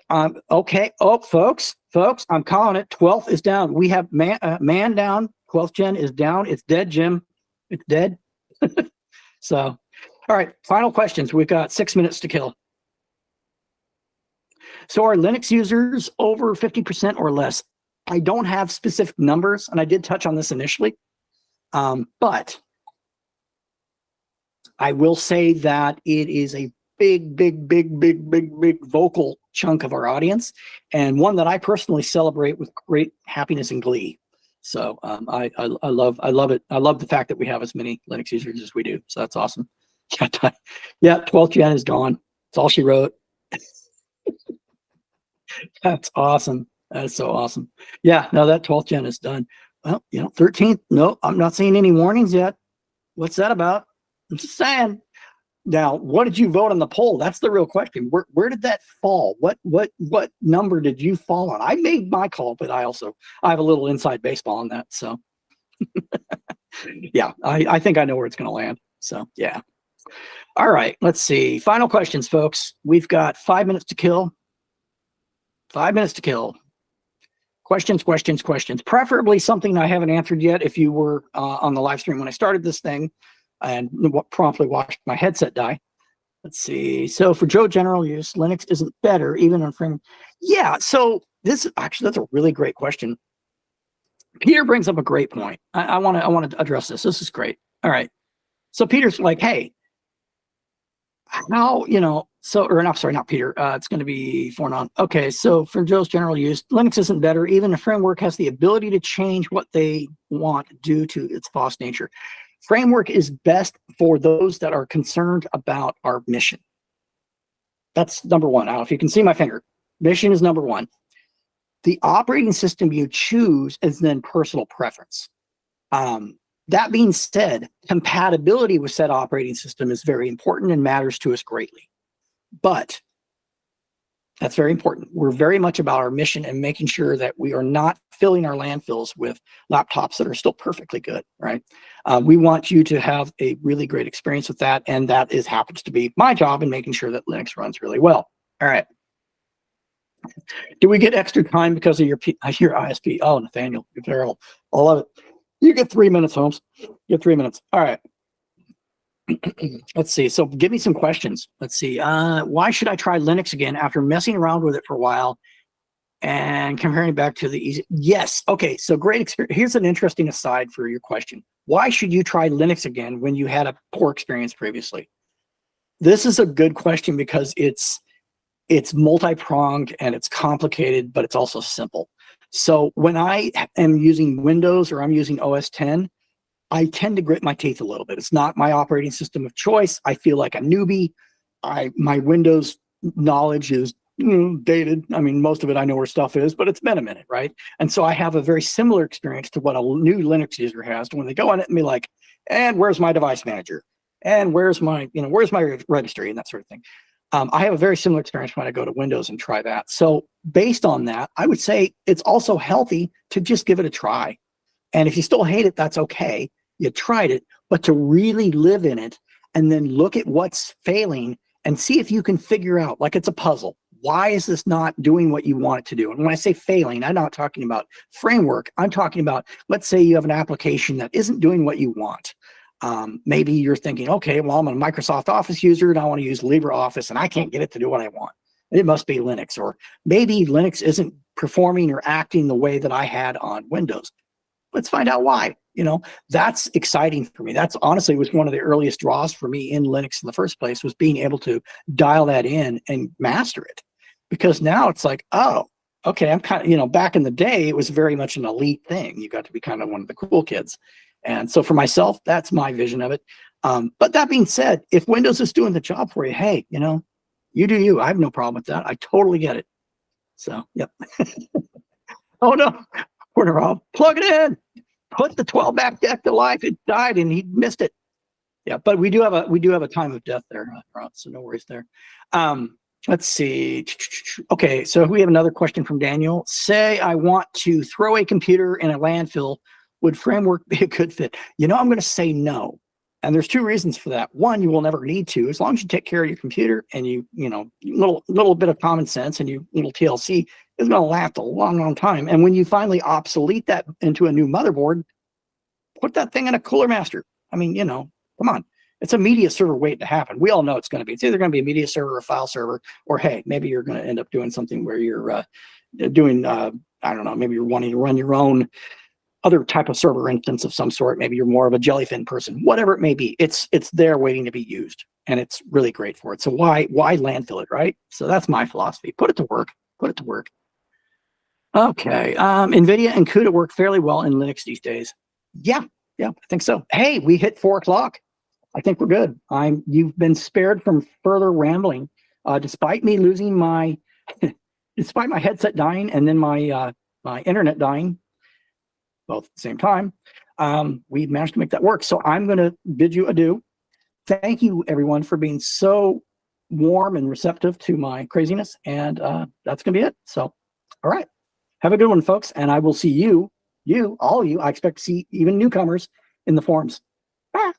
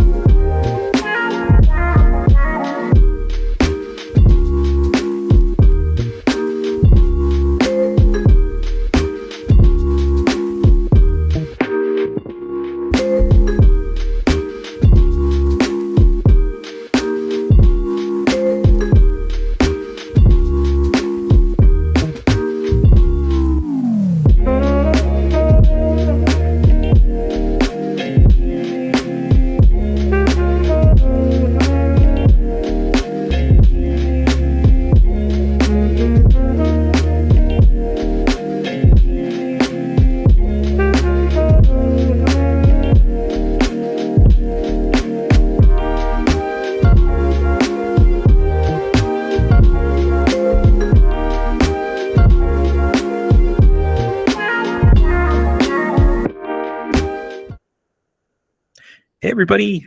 I'm Kieran, and really excited to anxiously see how long this laptop lasts. We've been doing a lot of great testing here, and we're pretty excited to see how long this goes in our live test. We've been working a lot on battery life optimization, and we're getting some great results here. So this is going to be a lot of fun. I'm just going to jump into questions because we have a lot of really cool questions that we got from the community, and I'm going to start going through them. We'll see where we get to, but I think I'll be able to get through every single question before this battery runs out. So maybe first question I got was, what's the minimum power required to charge the device?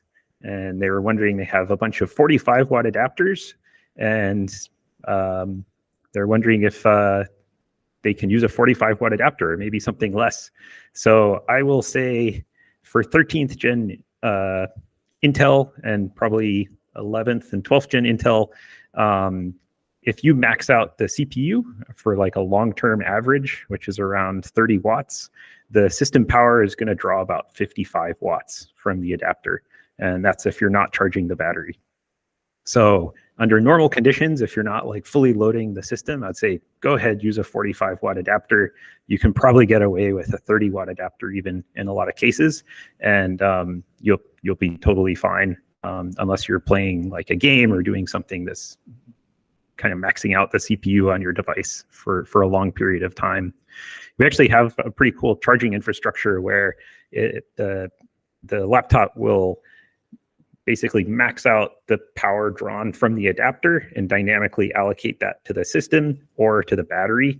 And if the battery needs to temporarily supplement some power from the adapter, it'll do that. So if you're even running with a 45 watt adapter, and you run your CPU at 30 watts, your system's drawing maybe 55 watts, the battery will just automatically supplement that. And as soon as the power load drops down from the system, the battery will just start charging up again. So it's a really cool kind of how laptop battery chargers and the power system works. They actually have about 3 or 4 different control loops that is running inside of the charger at the same time, that's controlling the input power or input current from the charger, the battery charging current, the output current we're monitoring as well. And we kind of try and run up to the maximum limit that you can run at the charger at all times to either charge your battery as fast as possible or supply power as fast as possible. So let's see. I'm going to go to the chat. There's a question from James. Are any of the components on the main board replaceable? So can I go to DigiKey or Mouser and buy the component? I'll say, of course, if you have some soldering skills and you want to replace a component, you can do it. I actually do it quite a bit in our engineering builds. If we need to swap out components or rework something, maybe to do a measurement, we will get the component and swap it out, or maybe remove it to do a power measurement is something that's really common. And yes, if you know what the part number is, you can do it. I will say on the supply chain side, it is challenging to find some of the components, or actually quite a few components that are in a laptop, in any laptop actually. There's a lot of components that it's quite difficult to go and source them from a distributor like DigiKey or Mouser, because the supply chain is like very focused on laptops, and there's a lot of specialized components around voltage regulators or PD controllers, a lot of ecosystem components, even the CPUs. It's kind of funny actually. A lot of the CPUs, you can go into any Best Buy or something and buy a product that has an Intel CPU in it, but it's actually quite difficult to buy a CPU directly from Intel for one of these parts that goes into a laptop. So if you can get a hold of the product, you can definitely swap the component in. So let's jump into another question from the chat. Let's see. Google question first. All right, we can do that. Are there plans to manufacture batteries with even larger capacity? I will say it's really stuck on how much space you need to build a bigger battery. So if one day somebody comes up with a really awesome battery that's 80 watt hours that could fit in our 13-inch laptop, we would love to put it in there and give you, 2 days of battery life or 3 days of battery life instead of 1 day of battery life. So I'm going to jump back to maybe one more of our pre-submitted questions. Let's see. Is it possible to ship the 16-inch laptop with an additional swappable module with a 100 watt hour battery? This is something that we have further out where we could have like another power input, which you could potentially supply from a second battery in the system. So there's a lot of work around that needs to get done. So I'm not going to say, but we have actually allocated some pieces of our hardware to support like an additional power input on our system. So we really try and design our products so that in 2 or 3 generations after the first product, if we want to bring in new functionality, we can do so and do so in a way where we can support it across all of the different products on that platform. So let's see. Another question is, I'm making a custom machine with the new AMD mainboard. Will the battery of the 16-inch product be compatible with 13-inch motherboards? And I will say for this question, the answer is no. They use a different battery connector, so we cannot mix and match the 13-inch and 16-inch notebook batteries because the battery connector is quite a bit different. So I would say if you want to do something with a 16-inch mainboard, you will need the 16-inch battery to do that. Another question I have that was pre-released or that we had come in early. Let's see, if the power adapter that comes with the laptop doesn't deliver enough power to support peak performance, will software be available to at least notify when you're playing a full screen game and slowly draining your battery without being able to see the battery indicator or general system notifications? So this really falls into our power management framework. I will say that in all of our products, we design a couple of different power modes, and you can adjust this in Windows. There's like a power slider that you can adjust the system performance, and this is actually going down into the power management framework of the CPU and changing some settings there. So if you adjust your system to like a balanced performance mode, and the battery drops below a certain percentage, we will actually kind of prevent the system from boosting as high or throttling a little bit.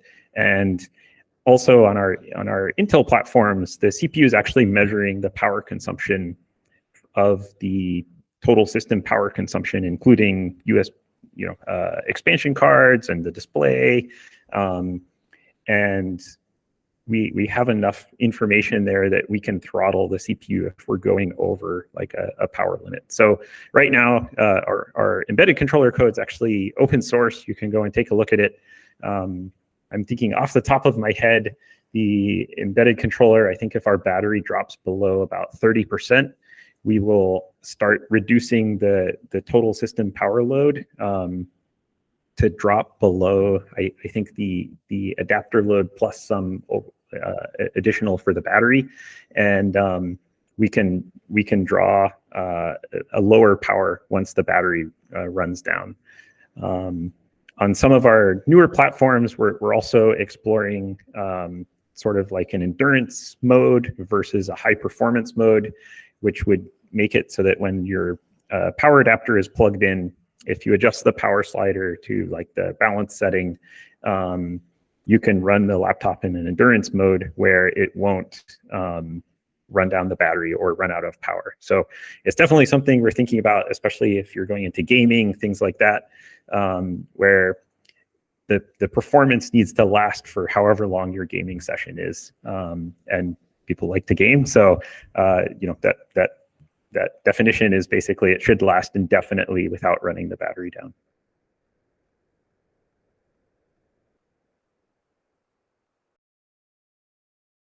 All right, let me look through the chat and see what what interesting questions we have in the chat. 16-inch battery compatible. Is the laptop equipped with any way to prevent the battery to wear excessively? So for laptop battery wear, there is kind of two different ways that you can run the battery. One is what they call NVDC mode, and there's another way called bypass mode. In our 13-inch laptop, we run the battery in a mode called NVDC mode. And what that means is your power adapter is supplying like a fixed voltage to the laptop, let's say 20 volts usually, and then it's stepped down to whatever the battery voltage is. And then the battery you can think of as really just connected in parallel to the output of the charger circuit, and the whole system runs off of that. And so when the system is running in this mode, the input current limit is basically supplying as much power as the system is willing to draw, and the battery is kind of just floating there. So we don't really want any current going in or out of the battery. But if there's all of a sudden like a very sudden power draw, for example, turbo boost kicks in on the CPU, it will draw additional power from the battery for a short period of time, and then it will drop that back down once your turbo period is over. So there's a few things that you can do. One is in our BIOS, we actually offer a setting where you can adjust the maximum charge percentage of the battery. So you can only charge it to like 60 or 80%. And so if you're primarily plugged into the adapter, you can turn that on and extend your battery life by keeping the battery only charged to maybe 60 or 80% instead of charging all the way up to 100%, which can reduce the lifetime a little bit. The other thing that you could do, which is kind of a separate BIOS option that we don't really call out, is you can actually disable turbo boost in the BIOS or in your operating system. And that will just lower the maximum power that the CPU is drawing and prevent those like small periods of time where the CPU is drawing like a much higher current than what could be supplied by a 60-watt adapter. And then that will kind of prevent you from having your battery discharge a little bit and then having to charge it up and discharge a little bit and charge up. So that's a great question.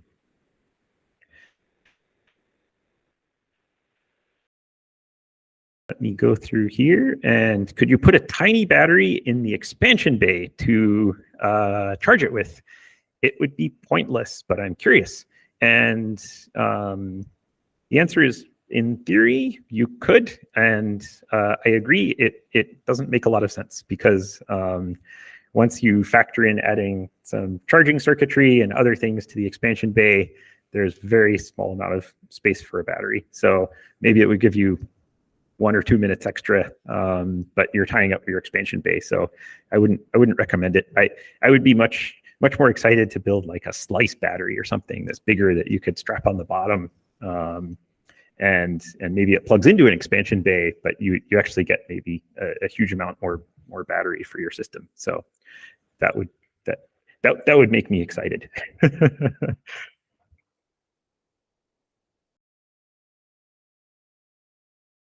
All right. Somebody else is asking why Framework doesn't include hardware diagnostics at the BIOS level.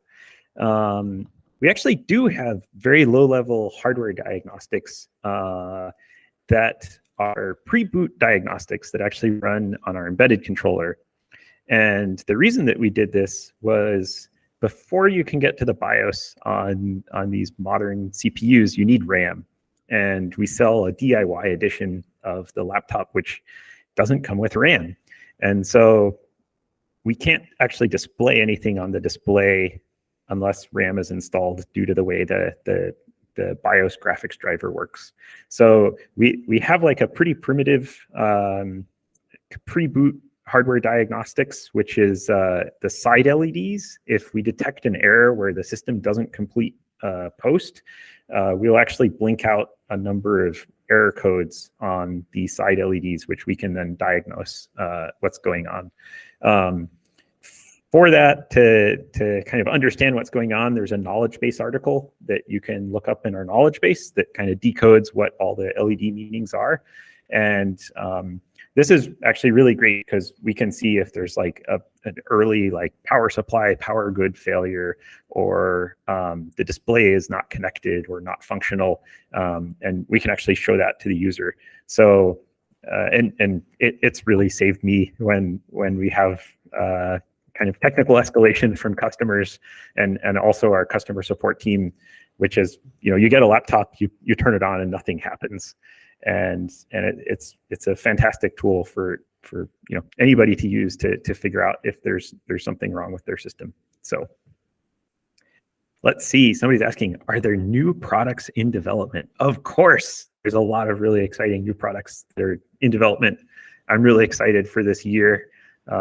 We've already released a couple of products, and we got a couple more products coming out this year, and it's going to be really cool. So we're working on some cool stuff. I'm not going to say any more about that than what the products are.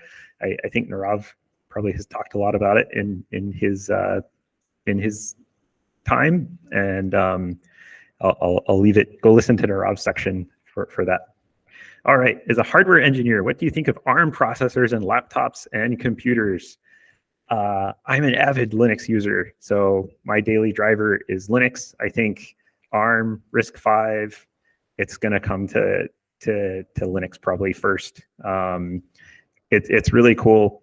I've done a lot of ARM development and done some RISC-V development, and it's actually pretty amazingly easy how quickly it is to switch in ISA when you're doing like an application or even an embedded application. Like you can, it almost feels magical. You can switch out the compiler and say target this new architecture, and for a lot of cases, if you're not having like some assembly stuff and you're using an RTOS, everything just kind of works a lot of the times. So I don't know.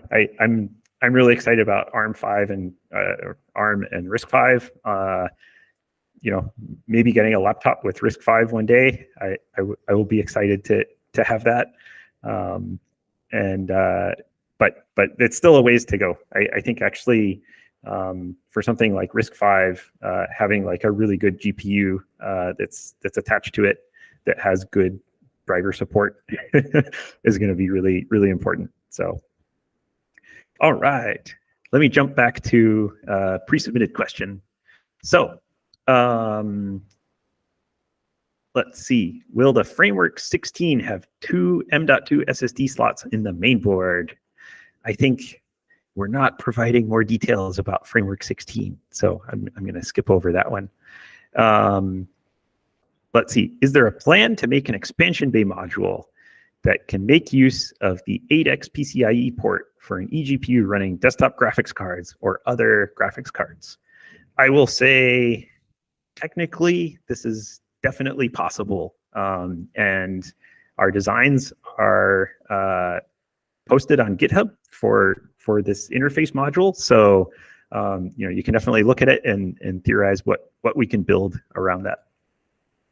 So another question: what is the slowest that the Framework 16 can charge? Can it trickle off a 5-volt 1 amp like the laptop 13? I will say that it should be able to. I haven't tested this exact use case off of the Framework 16, but we've designed the electrical charging architecture to so that it should be able to support this. The only thing we need to actually that might be a little bit tricky around this is we need to validate that the PD controller supports non-PD sync mode, which is kind of required to run off of a charger that's providing power but is not providing any PD contract negotiation.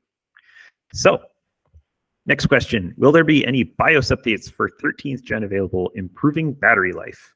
I love the product and my 13th gen framework, but a bit more battery life would be nice.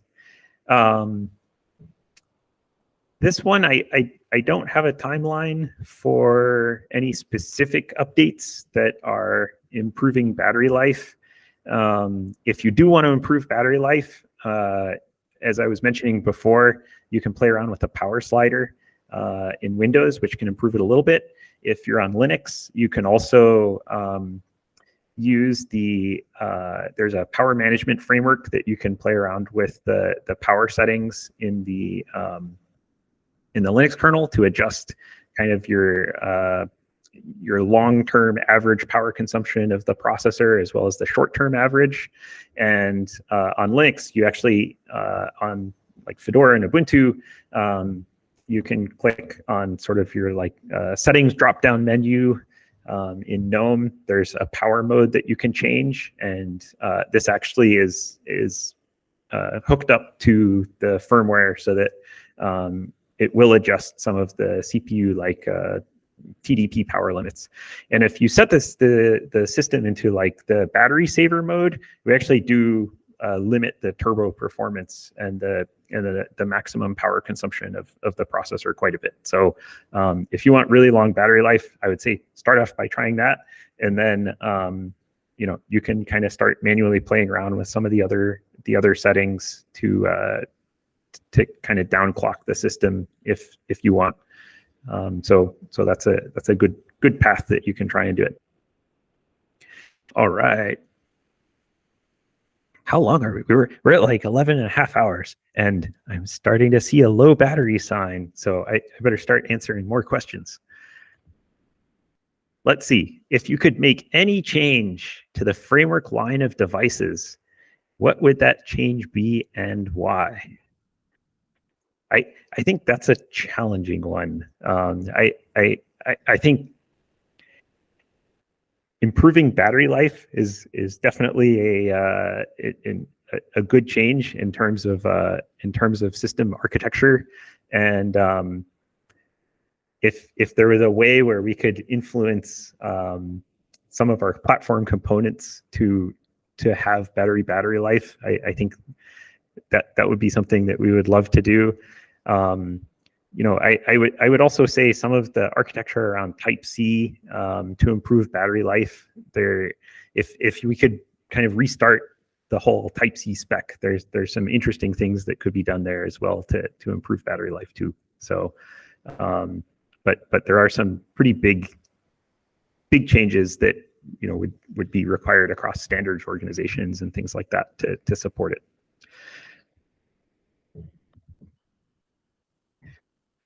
All right, another question I have. What state do you receive the CPU and GPU chips from Intel or AMD, et cetera?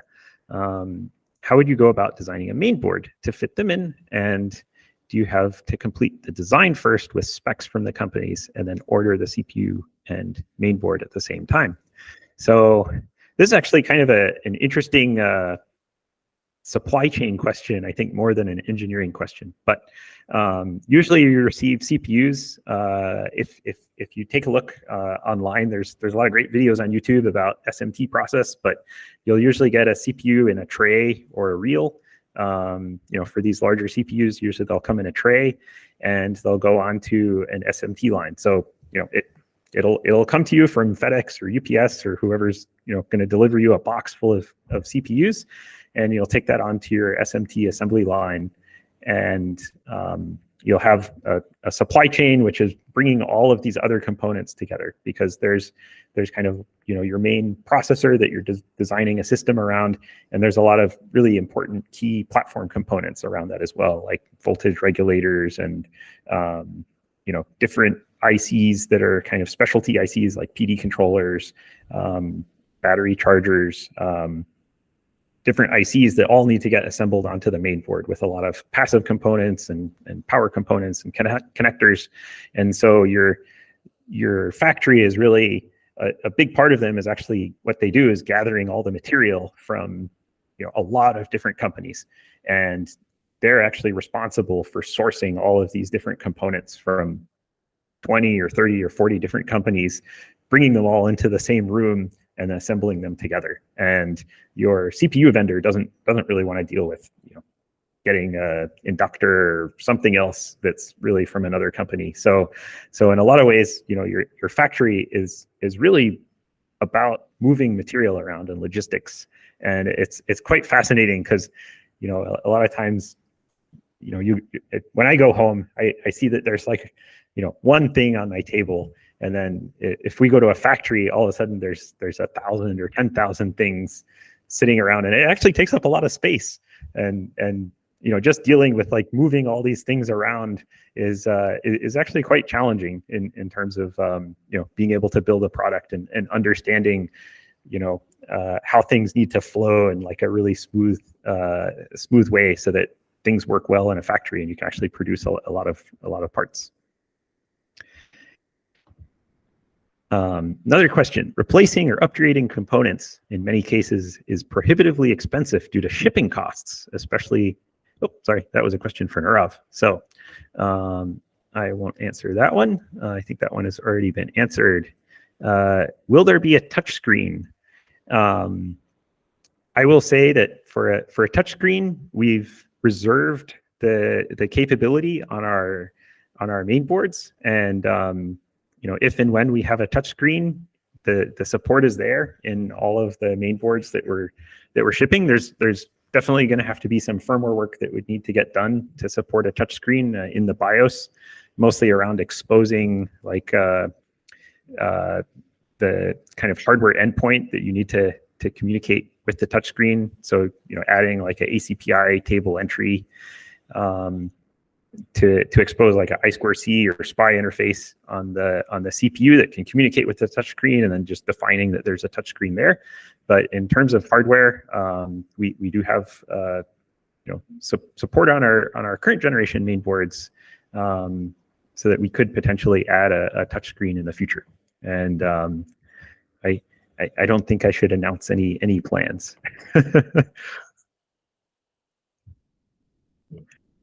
All right. I do see a bunch of questions around battery life for Ryzen. I'm not going to share them yet because we're still pretty early in our development process for the product. We're not going to release final battery numbers for that. But I think as we get closer to our launch date, we'll definitely share more information about the battery life of our AMD platform. So.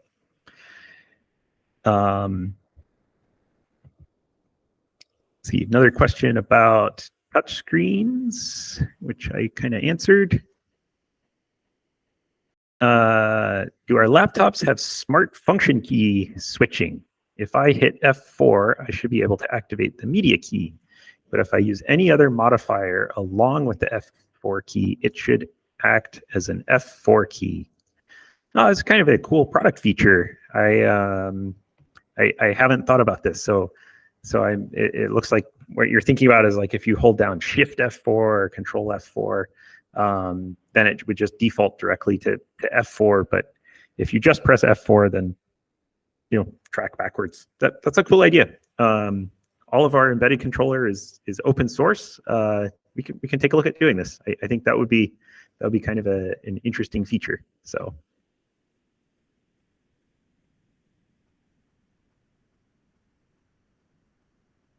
All right, another question. Is there a possibility of a collaboration with a major speaker manufacturer to create a speaker module for the Framework 16?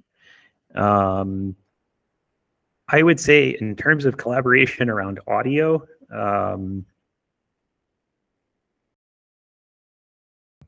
there could be something like that in the future. I think in terms of audio support, it would be actually something that's more interesting for this is collaboration around like algorithms and support for different audio processing algorithms.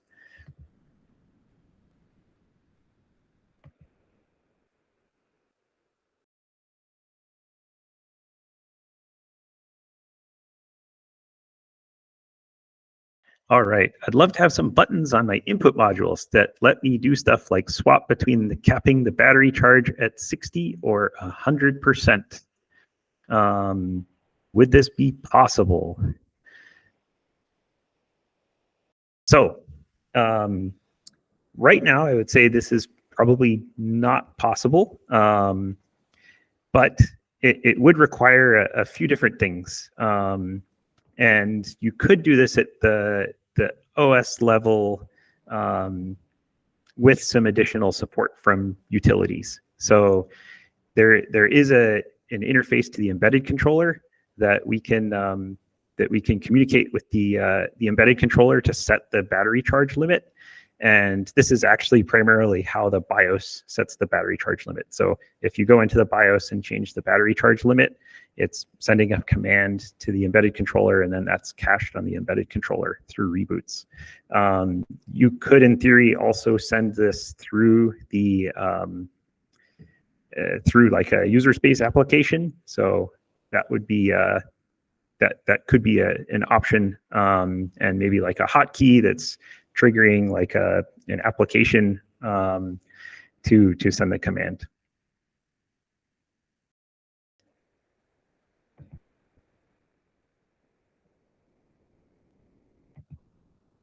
All right, another question. I've had lots of ideas for modifications I want to make to the Framework 13 laptop, but which would require a starting point model of the laptop chassis. And these are things like designing a taller bottom cover in order to fit 2 extra batteries, creating a triple monitor. These are pretty cool ideas. I like this. And maybe some kind of 2-in-1 top cover plus hinge design. I've been thinking of working on a 3D model of the chassis, but you would like to do photogrammetry. Okay, that's pretty cool. Let's see. Would we ever open source the 3D model of the chassis like we did for the main board? I would say this may not be off the table. I think in terms of the full chassis, we do publish a MCO of the different components like the main board that you can design a chassis around if you want to. And my thought around this is you probably don't actually want to copy the chassis that we have for a laptop, just because it may be difficult to manufacture for if you're using like a 3D printer or something like that. So a good starting point for this is probably better to take the existing MCO or something like our 3D printable case for the main board and design a chassis from that. All right, I'm gonna take a look at the live chat and we can jump over to this. Okay, somebody's asking, will the Framework 16 still use the Chromium EC? And the answer is a resounding yes. I'm pretty excited about this. We're actually updating our Framework 16 EC to run off of Zephyr. So kind of upstream, the embedded controller project is moving to supporting Zephyr for pretty much, I think, most future projects going forward. And so we're actually migrating over to Zephyr for our future programs in general, and just kind of getting everything updated, because the current 13-inch laptop we're running Chromium EC as well, but we are kind of on a branch which is quite a bit behind the upstream branch. Let's see.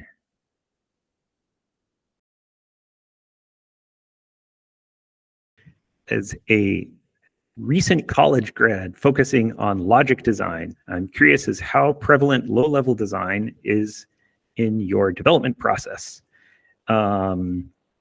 So specifically logic design, I would say I'm going to assume something like HDL design. We're kind of a downstream user of chip vendors and other companies that are heavily using logic design. But specifically for our company, we're not doing logic design. We're bringing all of these different components together and putting them together. We're not doing like Verilog development, but we are doing a lot of firmware development. So that might be done in C or C++ or Rust. In the case of some of our input modules, we've actually been developing a lot of really neat firmware in Rust. So if anybody likes Rust, it's something that you'll be able to play with on some of our new products as well. So that's going to be fun. Any chance to have a more expensive keyboard option? I don't know. That's what kind of expense do you want? A gold-plated keyboard or something else? I'm curious to see what you would like to be more expensive about our keyboard. What distro do I use? I've hopped around a lot of distros. I'd say the last couple of years mostly been using Fedora and Ubuntu. I think maybe 2-3 years ago I was using Ubuntu for quite a while, and then I've been using Fedora a bit more lately. And I think back in the day when I was in high school, I think I started off with Red Hat and Debian for a couple of years, and then I moved over to OpenSUSE, which was a really great distro that I used in one of my first companies that I worked at. We did actually a lot of FPGA development and had this giant build server farm that was kind of distributed across everybody's workstations in our office, and we'd kick off a whole bunch of parallel FPGA compiles. So it was kind of fun. Let's say you guys are happy 16-inch will still use Chromium EC. I am very happy as well. In terms of like some of our design philosophy, we want to try and keep things open source wherever we can and as open as we can. So I would say personally, my like dream end goal for Framework is that we're shipping a product that is fully open firmware. And I know we're not there today in terms of BIOS and things like that, but that's sort of like our goal that we're trying to slowly work towards. And there's a lot of upstream vendors and system components and other things in our laptop which have a lot of different firmware pieces. Like in our 13-inch notebook, we have our embedded controller, we have PD firmware. Sometimes there's firmware running on like your voltage regulator inside of the CPU. There's, I don't know, 5 or 10 different microcontrollers or small processors that are running their own firmware outside of the CPU. And all of these platform components are usually pretty locked down by the vendors. So I think as we continue to push, and maybe as we get a bigger company, we'll be able to kind of drive some of this architecture from different platform components to make things open as well, which will be really, really cool. And really open this up. The other thing around this is like, as it's opened, we also have to, kind of, in my mind, provide some ownership to, end users. So if you want to customize your device or run your own firmware, we need to allow that while still keeping things open and secure. So, having signed boot with open source firmware is always like a little bit of a challenge, but in theory, there's ways that we can do that where, you kind of like on Linux, you can enroll your own MOK keys into your BIOS and you can run your own kernel and everything, and it's signed. But it does allow like a lot of control for users. So there's a lot of good stuff that we can do there.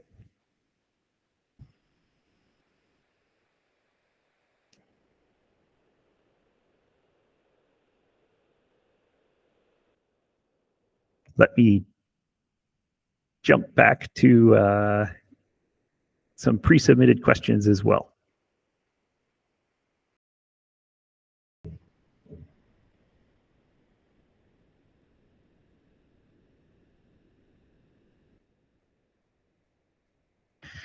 Have we considered using the CAM memory standard? I will say this is something we're looking at, for future programs. I won't say exactly where or when something like this might happen.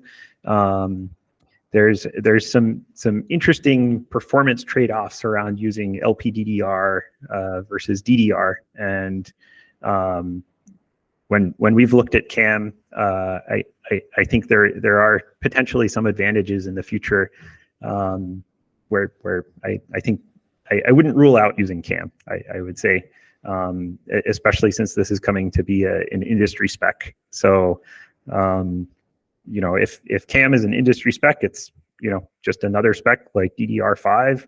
We would definitely use something like CAM once that becomes widely available.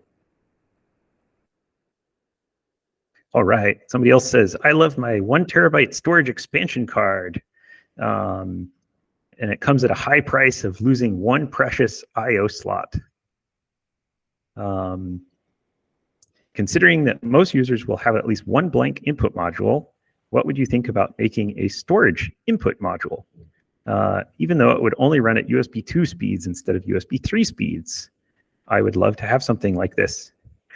I think it's definitely doable. I personally feel like USB 2 would be pretty limiting on, especially for something like storage. So definitely doable to make something like this. I think we would still prefer to have an I/O slot. The Framework 16 laptop has a lot of different systems. So, wow, it looks like 13th gen has run out of. Has finally shut down. So this is an exciting moment. 11 hours and 44 minutes approximately. So very cool. I'm glad to be here when this happened.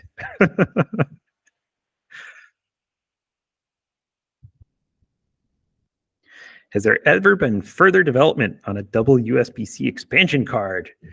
Well, We've looked into this a lot, actually, in terms of a double USB-C expansion card, and it's still something I think that's we would like to do one day, and we might do this one day. We also have had some pretty cool community projects around the dual USB-C expansion card that people are working on as well. So it's something that I think may come one day in the future.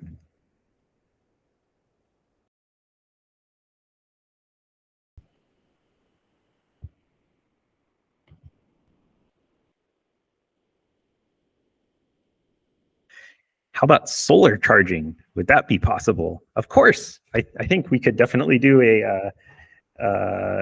some sort of solar charging over Type-C. It would be pretty slow though. So we could, you could potentially develop a solar charger. You just might have to leave your laptop out in the sun for a couple of days to charge it all the way up, since you won't actually get that much power if you just had a small solar panel on your A cover or something like that.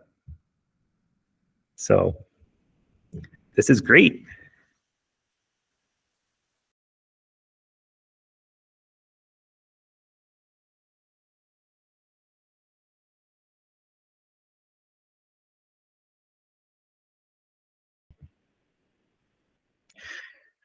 For a generation of framework, do PCB mainboard design and firmware development happen simultaneously, or is hardware completed or near completed first?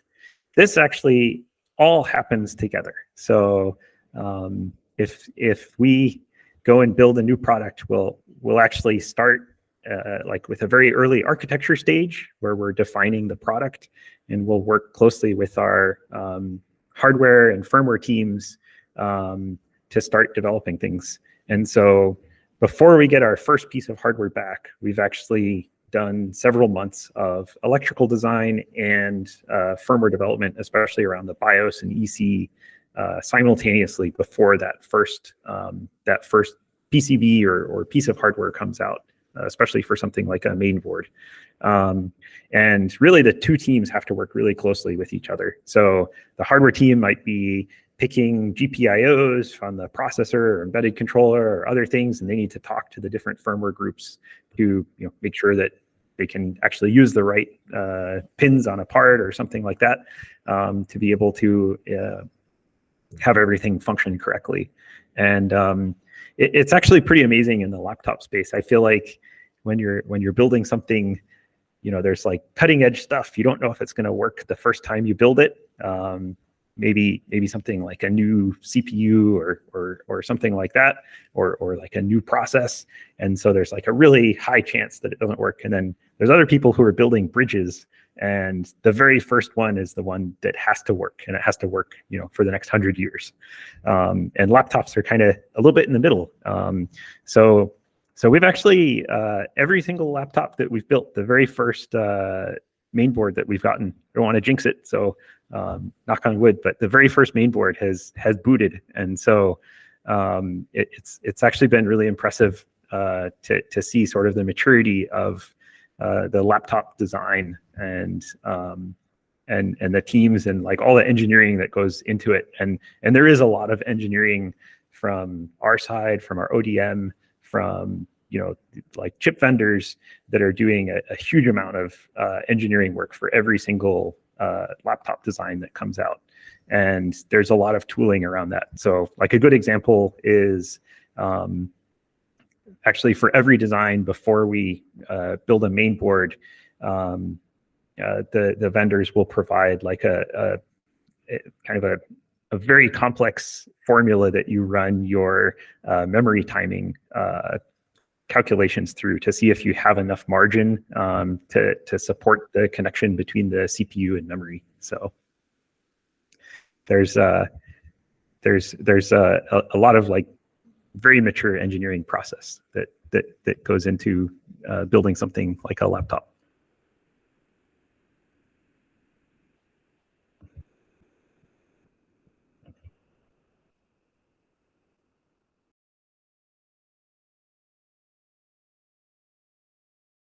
Well, I think I might answer one or two more questions from the live stream that people are asking, and then I think we'll wrap it up because both the laptops ran out of power. So we'll have to charge them up, and we'll do it again one day. So let me see.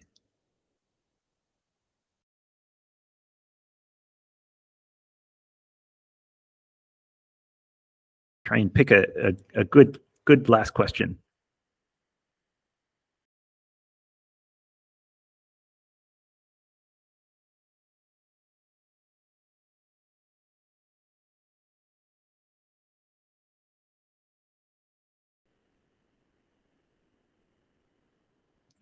Here's somebody, they're asking, is there a feature that you or the team would like to have implemented in the framework laptop, but you haven't been able to implement due to logistics and level of importance?